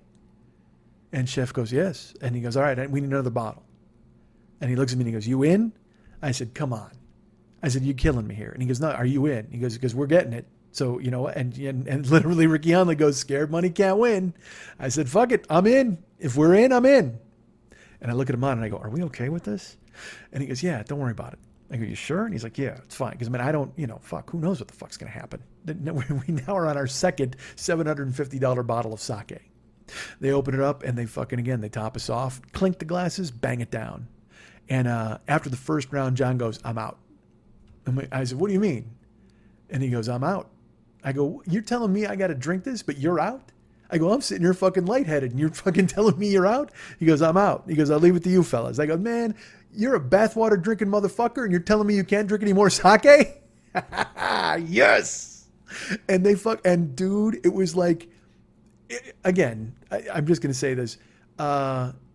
They're African-American dudes and they love laughing. They were having a good time. These dudes were having fun and they were, and I said that and they just went, whoa, like crazy fucking Morris Day laugh. Ricky Huntley laughed at it and he looks at me and he goes, he called you a bathwater drinking motherfucker. Oh, and they're laughing and Ahmad's laughing and it's just, dude, the camaraderie in the room and the food. This is why you need to be rich. This is why people need to be fucking rich. It's just the 4 of us pretending to be, well, let's put it this way. 3 of us pretending to be masters of the universe, and then John McClane, who apparently must be a master of the universe. I don't know much about him. All I know is he's calling his shot and ordering a bunch of sake, and he's got a bad arm. But who fucking cares? He knows Denzel, he knows Janet, and it turns out that Janet is Janet Jackson. And then he starts telling us about Lionel Richie. It is Lionel Richie. So he asks what we do, and Ahmad, tells him he's an engineer at an oil company in Kuwait. He asks me what I do. I go, well, I do what everybody else in town does. I'm a writer and a comedian. And they're like, oh, that's great. And Ricky does the billboards. And I asked John what he does. And he said, well, I used to work in the industry as a record company. And then Ricky goes, John's the executor of the Jackson estate. And there's like a beat, and John goes, well, yeah. He goes, but that wasn't my job. And he goes, well, that was your fucking job. And he starts busting his balls. He goes, well, that was your fucking job recently, motherfucker. He goes, you made $1 billion. And John's like, all right. But it turns out John was the head of Interscope Records. Jimmy Iovine hired him to run Interscope Records. And oh, by the way, John McClane introduced Dr. Dre and Suge Knight to Jimmy Iovine, and he signed Death Row Records to Interscope. That's who John McClane is. That's why he's ordering 2 $750 bottles of sake. That's why he's got court seats for the Lakers for the last 30 fucking years. That's why he's got a 4-story house. And that's why he's here laughing with us and we're goofing around at a fucking sushi bar, because he could not have been more down to earth or cool or fun or respectful or more interested in Ahmad's job, and just a friendly, nice man. Could not have been cooler. There was no airs about him whatsoever. We eat the toro. They bring skipjack. They bring a bluefin tuna. They bring a squid, which I love, is chewy. And this is all sushi, man. And we're banging it down. We're eating it. And then they bring Spanish mackerel. I should say this before they bring the Spanish mackerel. John is like, all right, I should probably get out of here. And Ricky's like, no, you can't go. And then they bring the Spanish mackerel and we eat it. I'll also tell you this. When we were doing the beef courses, John couldn't eat the beef. And he had gotten there late, so he'd missed the chef's speech about what we were going to get. So when the beef comes, he's like, I can't eat the red meat. So the chef just knew it intuitively for the rest of the meal. And every time there was a beef course, he would give him fish. It was gorgeous. So the Spanish mackerel came, we ate it. And then the next course was a wild Japanese red snapper on charcoal. And John said, this is it for me. I got to take off. And we're like, oh, man, come on. You can't do that. And meanwhile, they're pouring me and Ricky the rest of the sake. And I mean, we're going glass for glass. Bang, bang, throwing it back. And I am fucking drunk. Not like sloppy, stupid, falling down drunk, but just, I mean, dudes. You know who I was? You ever see Pulp Fiction when Travolta's high on the heroin and he's driving and everything looks like that? That's what everything looked like to me, baby. I was just there was the Bava, there was the Choco, and there was the Panda. And I think I did all 3 of them that fucking night in a glass, because Ricky Henley said scared money can't win. And I said, well, I'll show you my money ain't fucking scared. And they brought the wild Japanese red snapper on charcoal. And just before that, John is like, all right, this is definitely the last one for me. I'm done. I can't do more. So this was seared, and it was seared over charcoal, and then they put a yuzu zest on it. And when I go to sushi bars, I always want lemon and salt. Like I like soy sauce and wasabi, and I'll eat what I'm told. But if I get my call, I always get like maybe a torched albacore belly or a yellowtail collar, and I like it with lemon and salt. It's just how I like it. So he hands us this wild Japanese red snapper. And it's cooked over charcoal, and it's got yuzu on it. And I put it in my mouth. And I'm going to tell you right now, other than pussy, it is the single best thing I've ever had in my mouth my entire life. I mean, I put it in my mouth. It was exactly what I wanted. It was as if, you ever see the movie Ratatouille? Where the food critic at the end eats the ratatouille and he flashes back to his childhood. And he's so happy that he just wolfs down the entire dish. Well, I ate this piece of wild Japanese red snapper with yuzu zest cooked over charcoal, and my mind flashed back to that scene in Ratatouille, because I've never been that happy in my life. So my only reference point was him being happy with eating a dish, and I went, you know what? This is how fucking happy I am. Literally, it tasted like all of the best pussy. It was fucking phenomenal. and I ate it, and I went, I literally, because again, look, I'm this guy, and we're having fun, and I got some sake in me, I'm a little buzzed, and I'm floating, and I got some Panda and some Bava and some Choco, and so I eat it, and I go, oh my God. And I looked at Ahmad, and he looks at me, and I go, God damn it, yeah, and I just went, yeah, and they laughed their ass off, and then I fucking do that stupid thing where I hit myself in the chest. And Ahmad laughs, and fucking John McClane is just like, that's what I'm talking about. And Ricky Henley's like, woo, look at a big man. And even the chef smiled. Thank God. He could have thought I was an idiot, but I had to. It was the most perfect moment of a perfect night. It was everything I could have wanted. If he would have said, what would you want? If you wanted to come here and eat one thing that would be what you would perfectly constructed for your taste, that was it. That was it. It hit my mouth and I knew it. I ate it, and I would have eaten 30 pounds of it. If it had just kept it coming, I would have ate it till I died, like in 7, just with my face down in a bowl of fucking wild Japanese red snapper on charcoal. Just fucking choked it down. It was so good. I did that. I hit myself in the chest, and I was like, woo! And I got up and I walked down to the end of the bar and I just hugged John McClane for no reason. I fucking fist bumped him on. I got up and I walked down, and John McClane is still sitting there. And I just went up and I just said, oh, and I put the fucking wrap on him, and he just goes, oh, come on. And he's patting me with his good hand. I go sit down, and when I sat down, the chef smiled, and then John stood up, and he says, hey guys, I'm taking off. And he looks at the chef. He goes, give the rest of mine to Ricky, please. And the chef just kind of nods, and John says, all right, Ricky. He goes, I got to take off. He goes, but I'll talk to you tomorrow. What time's your flight? Because Ricky was going to coach a football camp in South Carolina. And he says, well, I'm leaving at 6 a.m. He goes, well, call me when you get to town. And John looks up and he goes, gentlemen, it was a pleasure meeting you. I got you. And I look at Ahmad, and Ahmad looks at me, and I go, excuse me? And he goes, I got you, fellas. We had the best time tonight, and I got to take care of your bill. And Ahmad he's staring at me because like he doesn't even, it's almost like neither of us could comprehend it. Because again, I'm starting to wonder what we're going to pay for the fucking sake. And I go, John, no, you cannot do that. And he goes, no, come on. I just told you guys, you can't take it with you.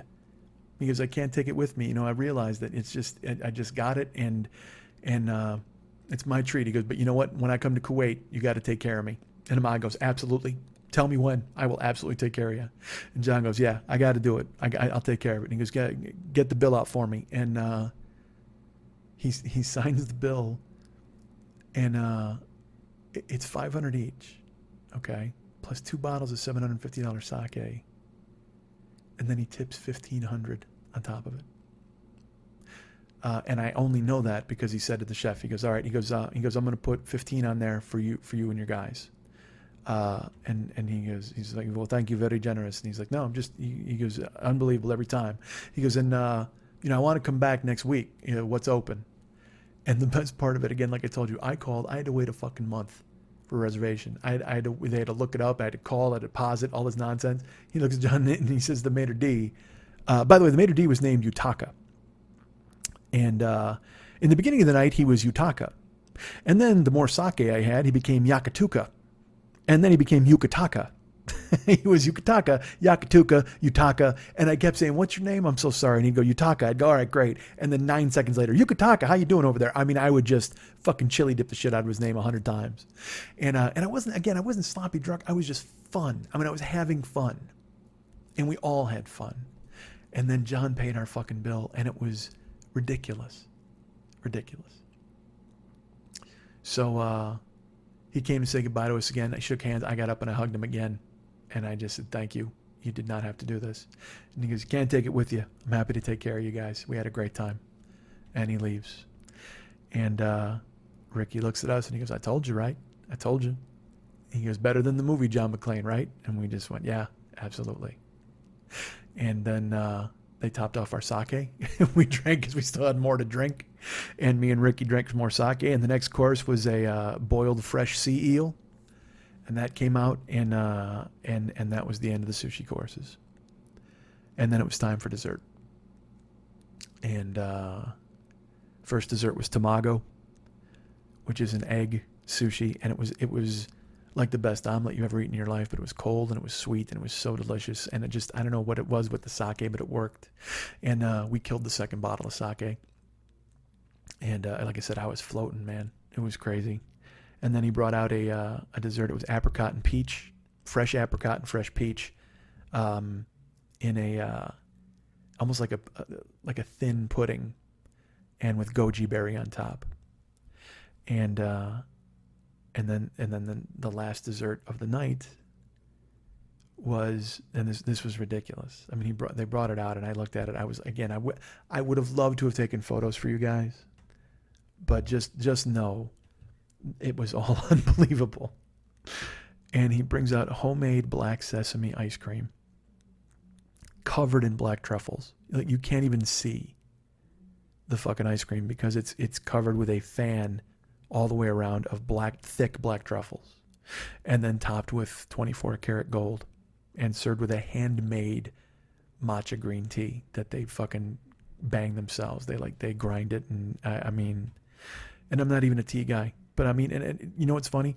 The homemade black sesame ice cream, along with the truffles and the tea, it tasted like chocolate. It just tasted like the most decadent, rich chocolate you've ever had in your life. And then they brought out the last course was like a digestive. It was a roasted tea.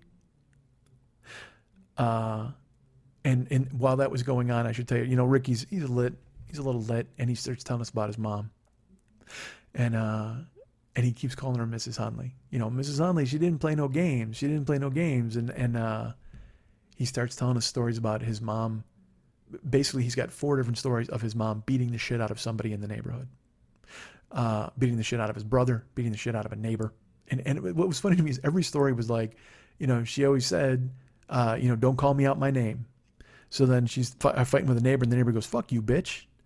And she goes, I'm going to tell you again, don't call out my name. You got to use my name. Don't call me anything but my name. And then this woman locks herself in the house behind a screen door and goes, fuck you, bitch. And, Ricky Hunley's mom runs through the fucking screen door and beats the shit out of her own living room. And I'm hearing these stories, and in my head, I will tell you this. I kept waiting to jump in and go, hey, you know what? Are you my brother by any chance? Do you think we're possibly related? Because I got plenty of stories of my mom knocking the fuck out of everybody growing up.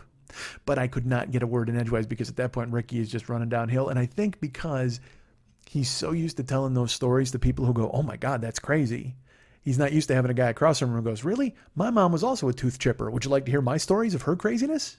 But I didn't get to contribute, and I didn't try to. I just let him hold court, because, I mean, after all, his man fucking coughed up and paid for us. So I'm happy to sit there and listen to Ricky all goddamn night. But we knocked down the ice cream. We drank the roasted tea, and we just sat there and talked. And then the chef just literally he lays his knives down, and he just says, he goes, thank you. That is it. And we clapped. Because this meal, like I said, it started he started cutting at 7, but we really didn't get served until 7:10, because that's when John showed up. And the meal ended at 10 to 10. So you're looking at almost 3 hours, and they spaced out the courses in that time. And it was magic. Again, it was one of those things where you just never expect anything like that to happen in your life. And I've had so many cool things like that happen to me, for me. And it was really great to have it happen with Ahmad, because he's been so instrumental in having great things happen for me. I mean, he's brought me to Kuwait twice. I've gone there and seen things I never would have seen before, and lived moments I could have never dreamed of. And so to share this with him was huge. It was really fantastic. After the meal, the chef came around. We took photos. I'll put them up. But it's photos of me, Ricky, and no Yukataka. I'll tell you what, we couldn't get Yakatuka, Yukataka, or Utaka in the fucking photo, and none of the kids either. But it was an unbelievable night. And I thought, well worthy of telling you all about it in one episode, rather than stretching it out or filling this to bursting with a bunch of different things.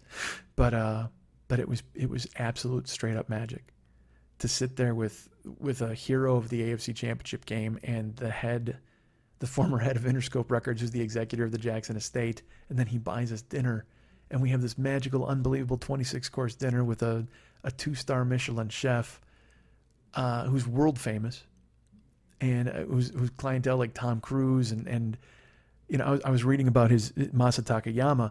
Marlon Brando would come in there. Marlon Brando would get food delivered. He was the only client that they would deliver to, and that's when Urasawa was a sous chef there, and he wound up buying the place after Masa moved to New York. And to just, I mean, I shouldn't even be looking in the window at this fucking place. I mean, I don't want to say I don't belong, because I mean, I think highly enough of me to know that I should be there, but Jesus Christ, that's what makes you want to be rich. I told you when I deliver food, I go to Ariane in Huffington's house, and she might as well have a fucking giraffe loping around in her fucking 80-foot tall living room. Or I go to some rich person who lives literally on the Pacific Ocean, but has an infinity pool in the backyard overlooking the Pacific Ocean. And I don't need to be fucking rich. Rich would be great. I mean, it's fucking amazing when you see how the rich live and the things that they get to do. But what an unbelievable privilege to be able to do whatever you want. It's astonishing whenever you see it in action. And the thing that I really liked about it was, like I said, spending that time with Ahmad. Because, I'm not doing this if it's not for Ahmad. It was his idea. And it just so happened we got the most perfect lottery of nights, because we could have been in there with some stuffy rich people who wanted nothing to do with us. We could have been in there with maybe some foreign nationals who just wanted to try this while they're in America. But instead we wound up with two of the coolest fucking dudes, Ricky Hunley and John McClane.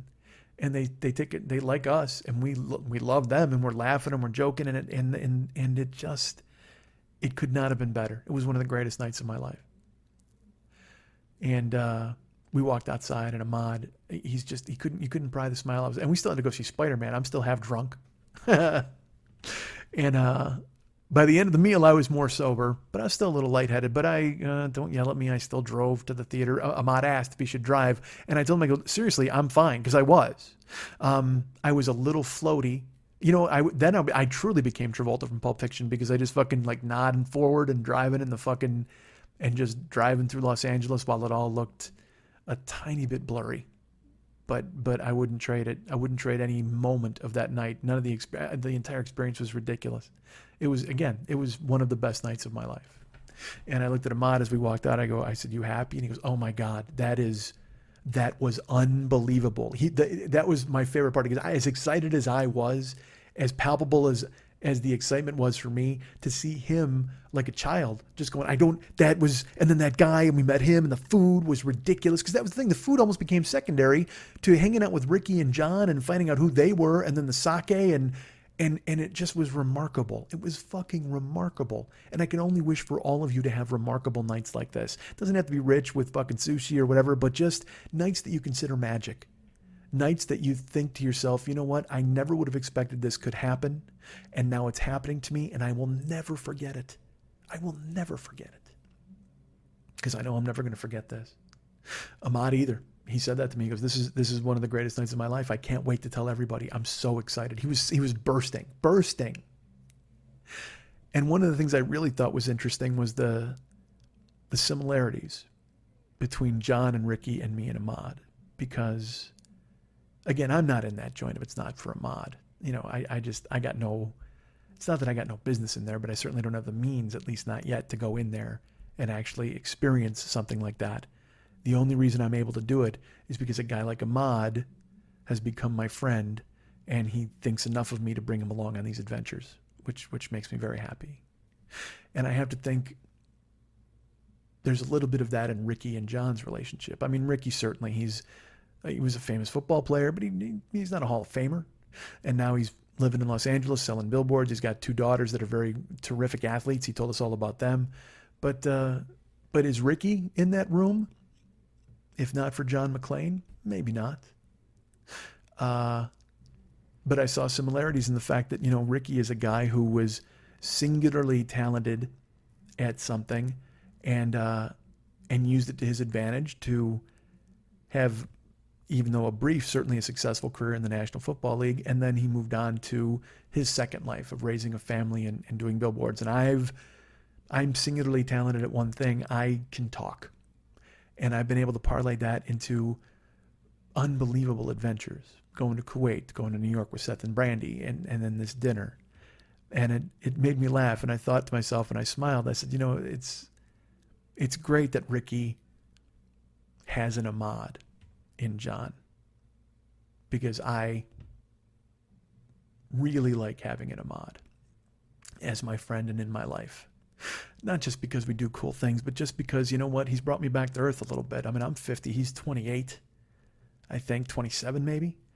And he's kind and he's generous and he's made me see that there's so much more to the world than what I was experiencing.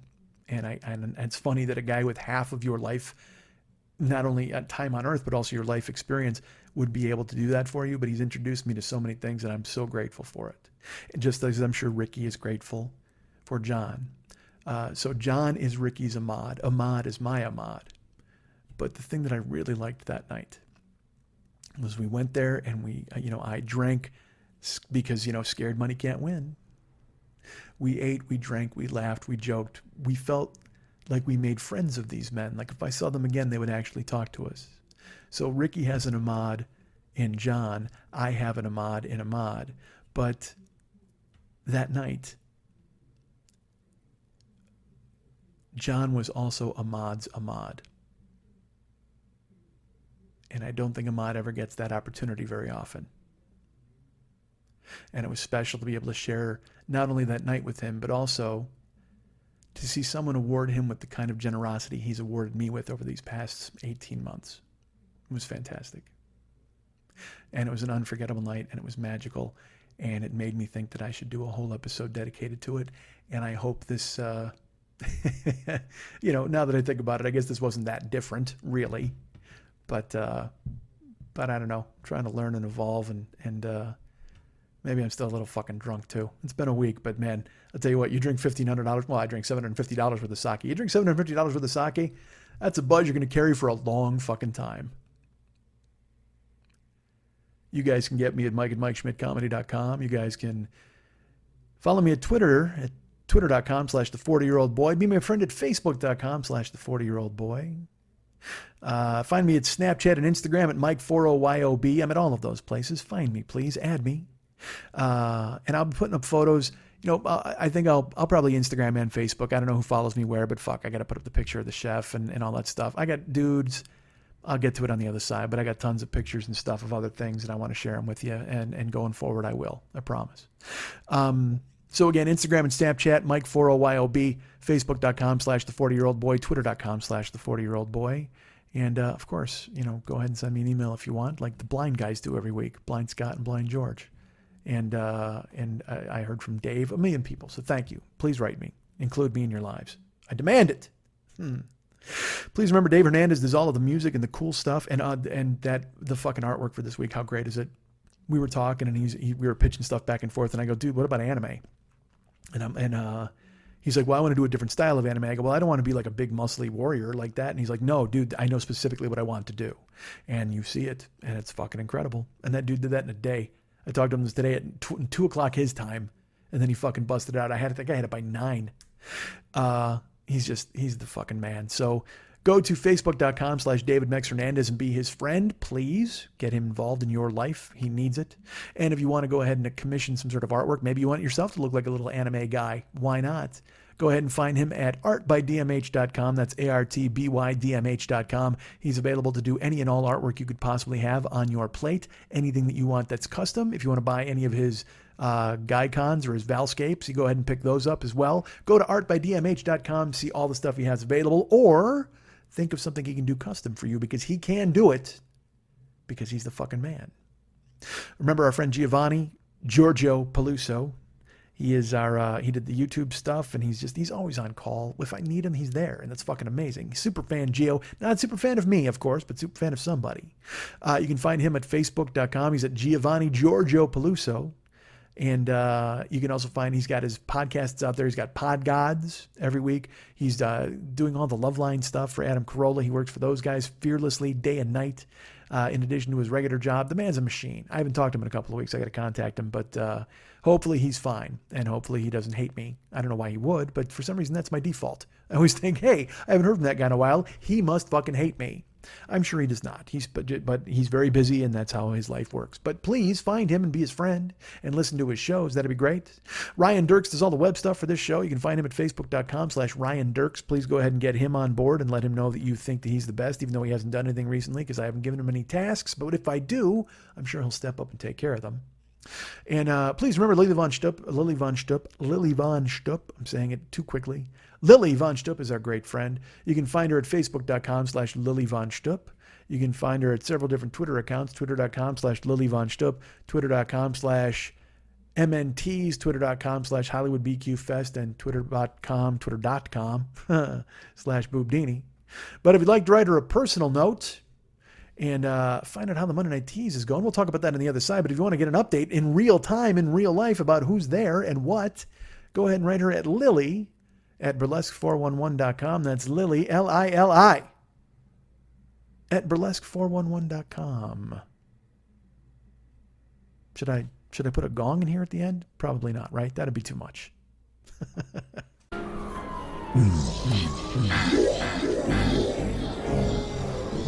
Hi, welcome to the Dynamic Small Business Conference. Names, please? Calm your tongue, louse! I am ye, loyal Medina Thorgar, the most brutal of Shaitan's generals, a vicious beast whose name is on the lips of all terrified children, and with good reason. He comes to them in the night, filling their soft, unformed brains with the deafening screams of their own mothers, naked and staked to the ground, writhing in agony as each of their slimy orifices is filled to bursting with legions of blood termites. Thorgar, here you are. Silence! Your feeble meanderings mean nothing to one such as us. Why, if there were 10 less people in the lobby of this Hilton Garden Inn, Thorgar would have already thrust his infected fist into your gaping maw and down your bloated gullet, his rapier-like talons ripping their way through your entrails and exiting through your pulsing, contaminated scrotum. Terrific. Just grab your name tags from the table and... You dare give the Guardian of Purgatory instructions? The unholy hoarder of souls has defiled many conferences, and is well versed in the rituals of each. Your inconsequential gathering is no different from the last. Let's see. Andrews, Baker, Faust. Faust! Thomas Faust! Yes, that's what it says right here. Yourself, vermin! It was heralded in Luciferian scripture that the abortion known as Tom Faust would one day return to plague my master. For 12,000 nights, the keeper of all of Hell's Keys has devoured infants in all dimensions, crushing their skulls between his powerful jaws, uttering the name of Faust through gurgling, blood-stained lips. Faust was always just out of his profane reach. The holy barrier constructed by the Archangel Gabriel had thus far kept him from our grasp. But now it appears the hour of reckoning is nigh. Faust! Yes, master, he should have stayed in London, but his return here to Cincinnati, Ohio, has left him vulnerable to our whims, and our whims are many. The depraved ones, Canon 9 tons, will flay the flesh from his wretched bones, and after each stroke, leaves him writhing in shuddering agony. His pathetic frame will be lowered into a boiling cauldron filled with the cum of 1,000 fiends. He will have the obscene pleasure of watching himself be eaten alive by Amit herself. Then, once the devouring is complete, the Soul Eater will squat and relieve herself directly into his pompous mouth. Remember how full of yourself you were in Boston, Faust? Now, you will truly know what that phrase means. Vengeance will be ours, Faust! Yes, Thorgar, there is a business center. Yes, I believe there is a fax machine. If not, there's a Kinko's on 5th Street and one on Paxton Avenue. I did not see the one on Charlotte. Want to remind you guys about the Monday Night Tease every Monday night at the 3 Clubs on Vine in Santa Monica. Chock full of ladies showing their labias and all sorts of other interesting private parts that they might have. Our great friend Lily Von Stupp is the producer of that show. You should go check it out. Tickets are available now at brownpapertickets.com. Go there, look up Lily Von Stupp, look up Monday Night Tease, look up Exposed Labia. Perhaps that'll come in there. I definitely want you to Google that. Just don't even go to Brown Paper Tickets. Just Google Exposed Labia and see what it brings your way. I'm sure you'll love it. So tickets are available for all the shows that are coming up. You can go to, like I said, Brown Paper Tickets. Go to facebook.com/Monday Night Tease. Become a member of that page, and you will find out who's coming and when in the future. So please do that and get yourself on board. Please remember this. We have 2020 also at the 3 Clubs on Vine at Santa Monica. There's a show this coming Monday, 7/17. It is me. It is Hannah Michaels. It is Andy Wood. Very funny people coming to the show. And that is July 17th. And I don't have any more on the books going forward. Right now, this could be, I don't want to say it could be the last the last 2020. Who knows? Certainly, let's put it this way. It's the last one in July. I know that for sure. So 7/17, 2020 is existing. Me, Andy Wood, Hannah Michaels, each doing 20-minute sets, each having a good time, each then leaving and going to eat a taco next door. I don't know if I can speak for those two, but I probably will get a taco. And if you're there, we'll get a taco together. Or maybe we'll go to the Oinkster. Who knows? Or maybe we'll just go to up the street to Chipotle. Or maybe we'll go to El Pollo Loco. We'll go somewhere together, me and you, arm in arm, skipping. You know what? Why don't we go to Urasawa? If I guess your name, will you pay for my dinner? Let's go to Urasawa together after the fucking show.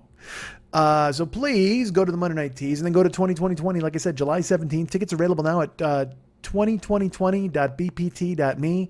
That's 202020.bpt.me. Tickets available now for the show 7/17. Me, Hannah Michaels, Andy Wood. Come and check out 2020 at the 3 Clubs on Vine at Santa Monica this Monday, July 17th. Showtime at 7:30. Doors at 7 o'clock. Get there early and have a Cointreau or whatever, some other drink with an O in it. Get that for yourself because you treat yourself. You know what? Treat yourself.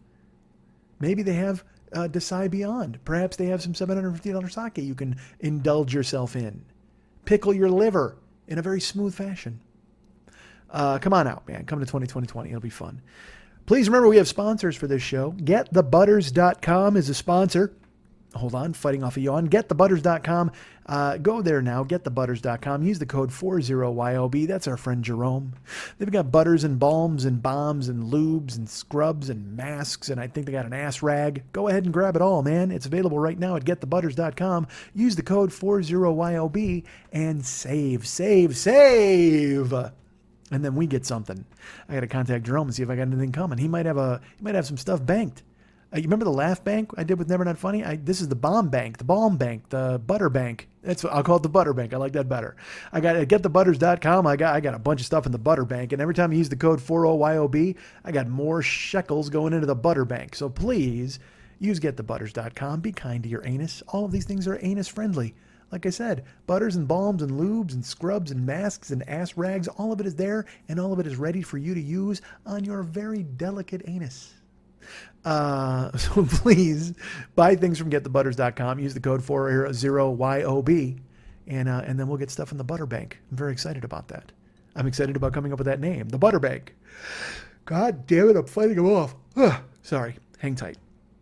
Don't hang tight. I'm not going anywhere. Please remember, you know what? We have another sponsor. Well, not another, but he's back, folks. Remember I talked about our friend Fearful Jesuit, who hosts the show The Paranoid Strain on iTunes? Well, he's back with the third episode of this run of indefinite shows involving things where things are like monsters and ghosts and conspiracy theories. And I know it sounds like I don't know much about it, but that's a lie. This third episode is very fascinating. It's actually the start of a trilogy of episodes regarding the Posse Comitatus. I think I'm pronouncing that correctly. And look, if you want to know about murder, and if you want to know about anti-Semitism, you want to know about people being burned in Arkansas, or were they? That's right, we're talking about the mystery of Gordon Call. Please tune in to Paranoid Strain. And listen, you'll learn all about Zog. You know, I can't tell you who those people are, but Zog is out there.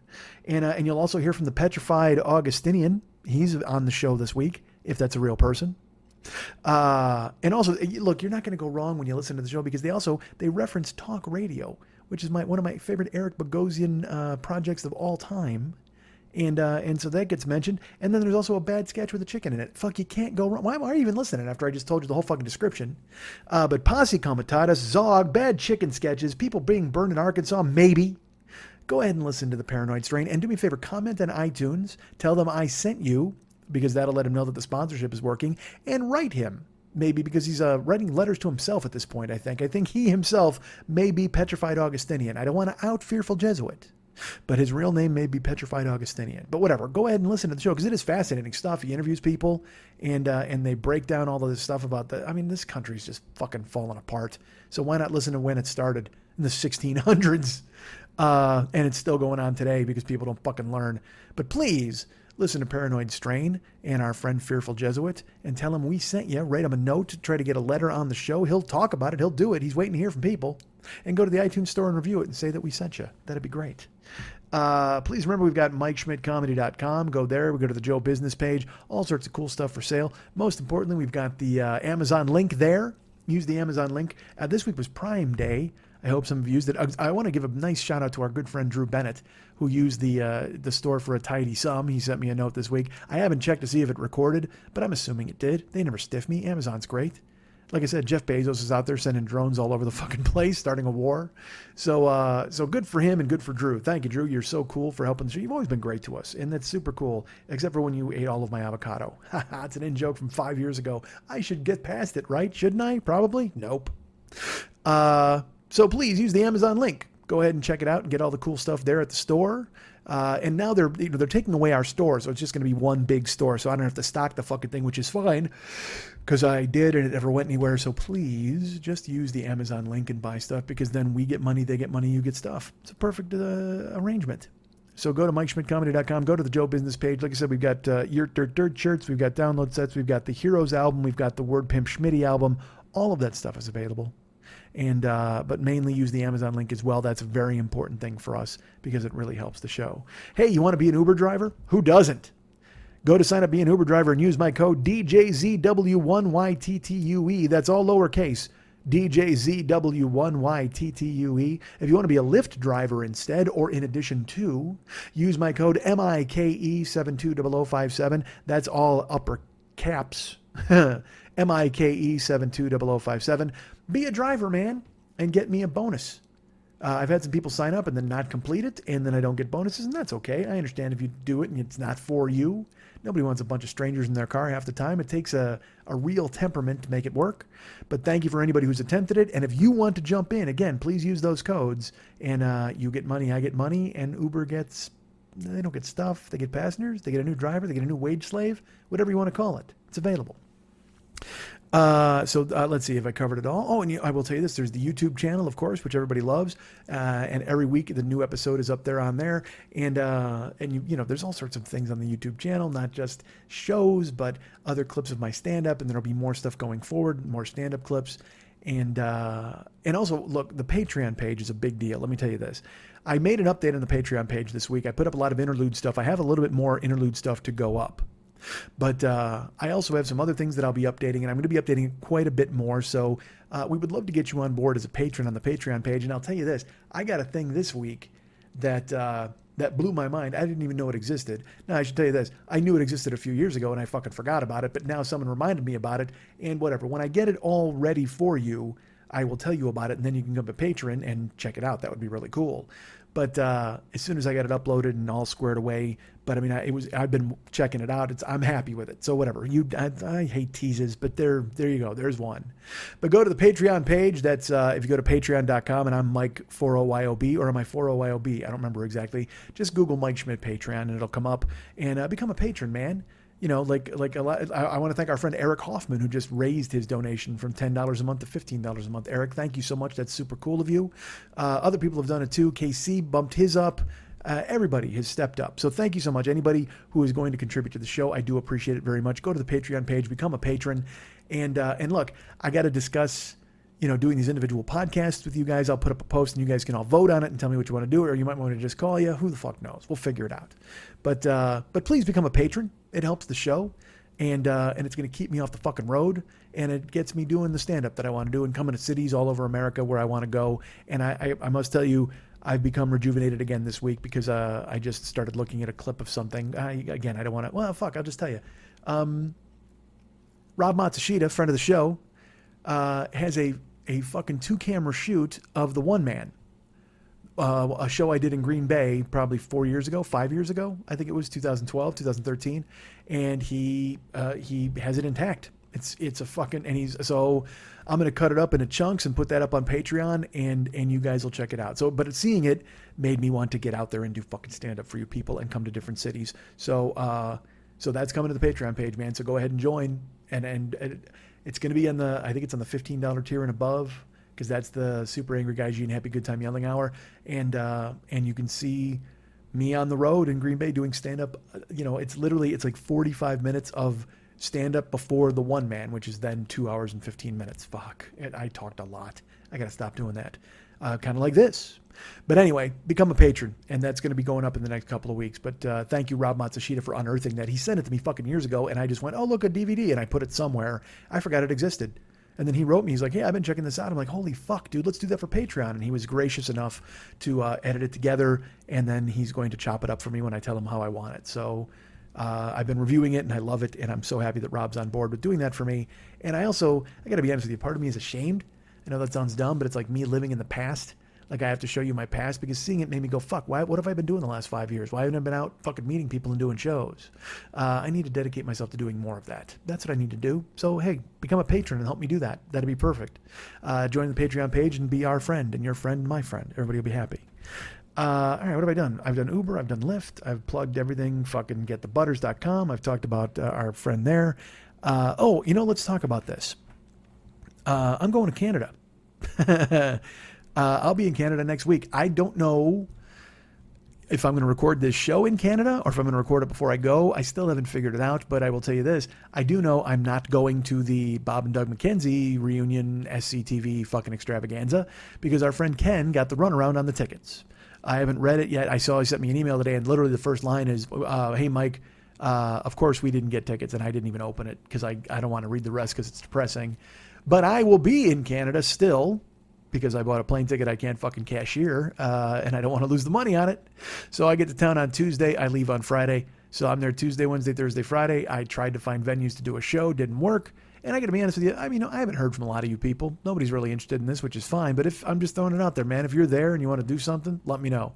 I know our friend Rick mentioned that he might want to hook up, or other people have mentioned stuff. But otherwise, I'll just be with Ken for 4 days, which is fine. I like Ken. That'll be totally fun. But I don't get to Canada very often, so if you guys want to hang out, cool. But if you don't, I totally get it. I'm not really anybody. So and why what are you gonna do? Stop your fucking lives to see me because I'm there for 4 days? Who the fuck cares? It's not even a fucking show. Who wants to come and talk to me and have a sandwich? Nobody.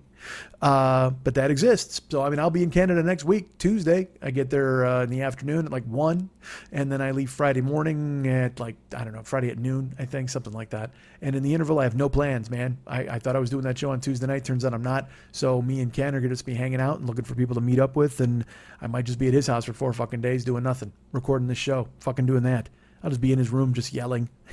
I'll ignore him. What if I do that? Because Ken told me I could stay with him. So I'll go to his place, and I'll just fucking stay in the room, close the door, never associate with Ken, won't talk to his family, just stay on the internet for 4 fucking days. I think it's a good plan, right? I'll just go ahead and avoid everybody, all human contact in Canada, because, look, I can't show my face to you people. I'm an ugly American, and you don't want anything to do with me, because everything has gone so fucking tits up in this country. You can't, and everybody's going to blame me and go, dude, what about, like when I went to Kuwait, and they're like, how is Trump? I'm like, fuck, I don't know anything about Trump. I hate the fucking guy. But, that's just the way it is right now. He, as an American, you got to go out there and apologize to the world. It's an apology tour. That's why I'm coming to Canada. Fuck CNSCTV. It's more of an apology tour. I got to come up there and apologize to you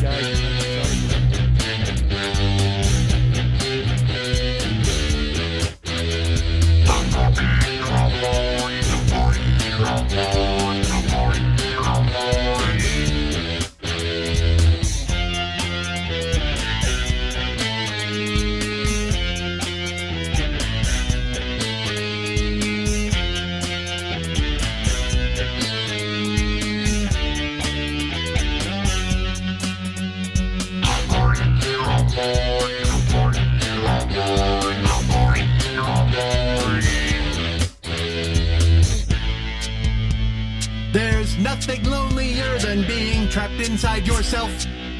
It's easier to hide when you pretend yours a knight. Women love a guy with a giant neck.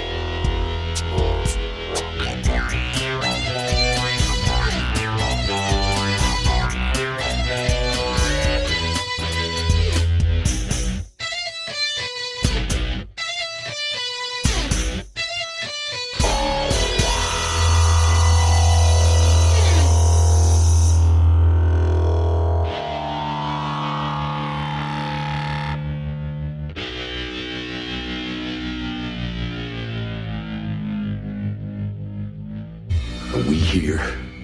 We are playing on a level that most will never see.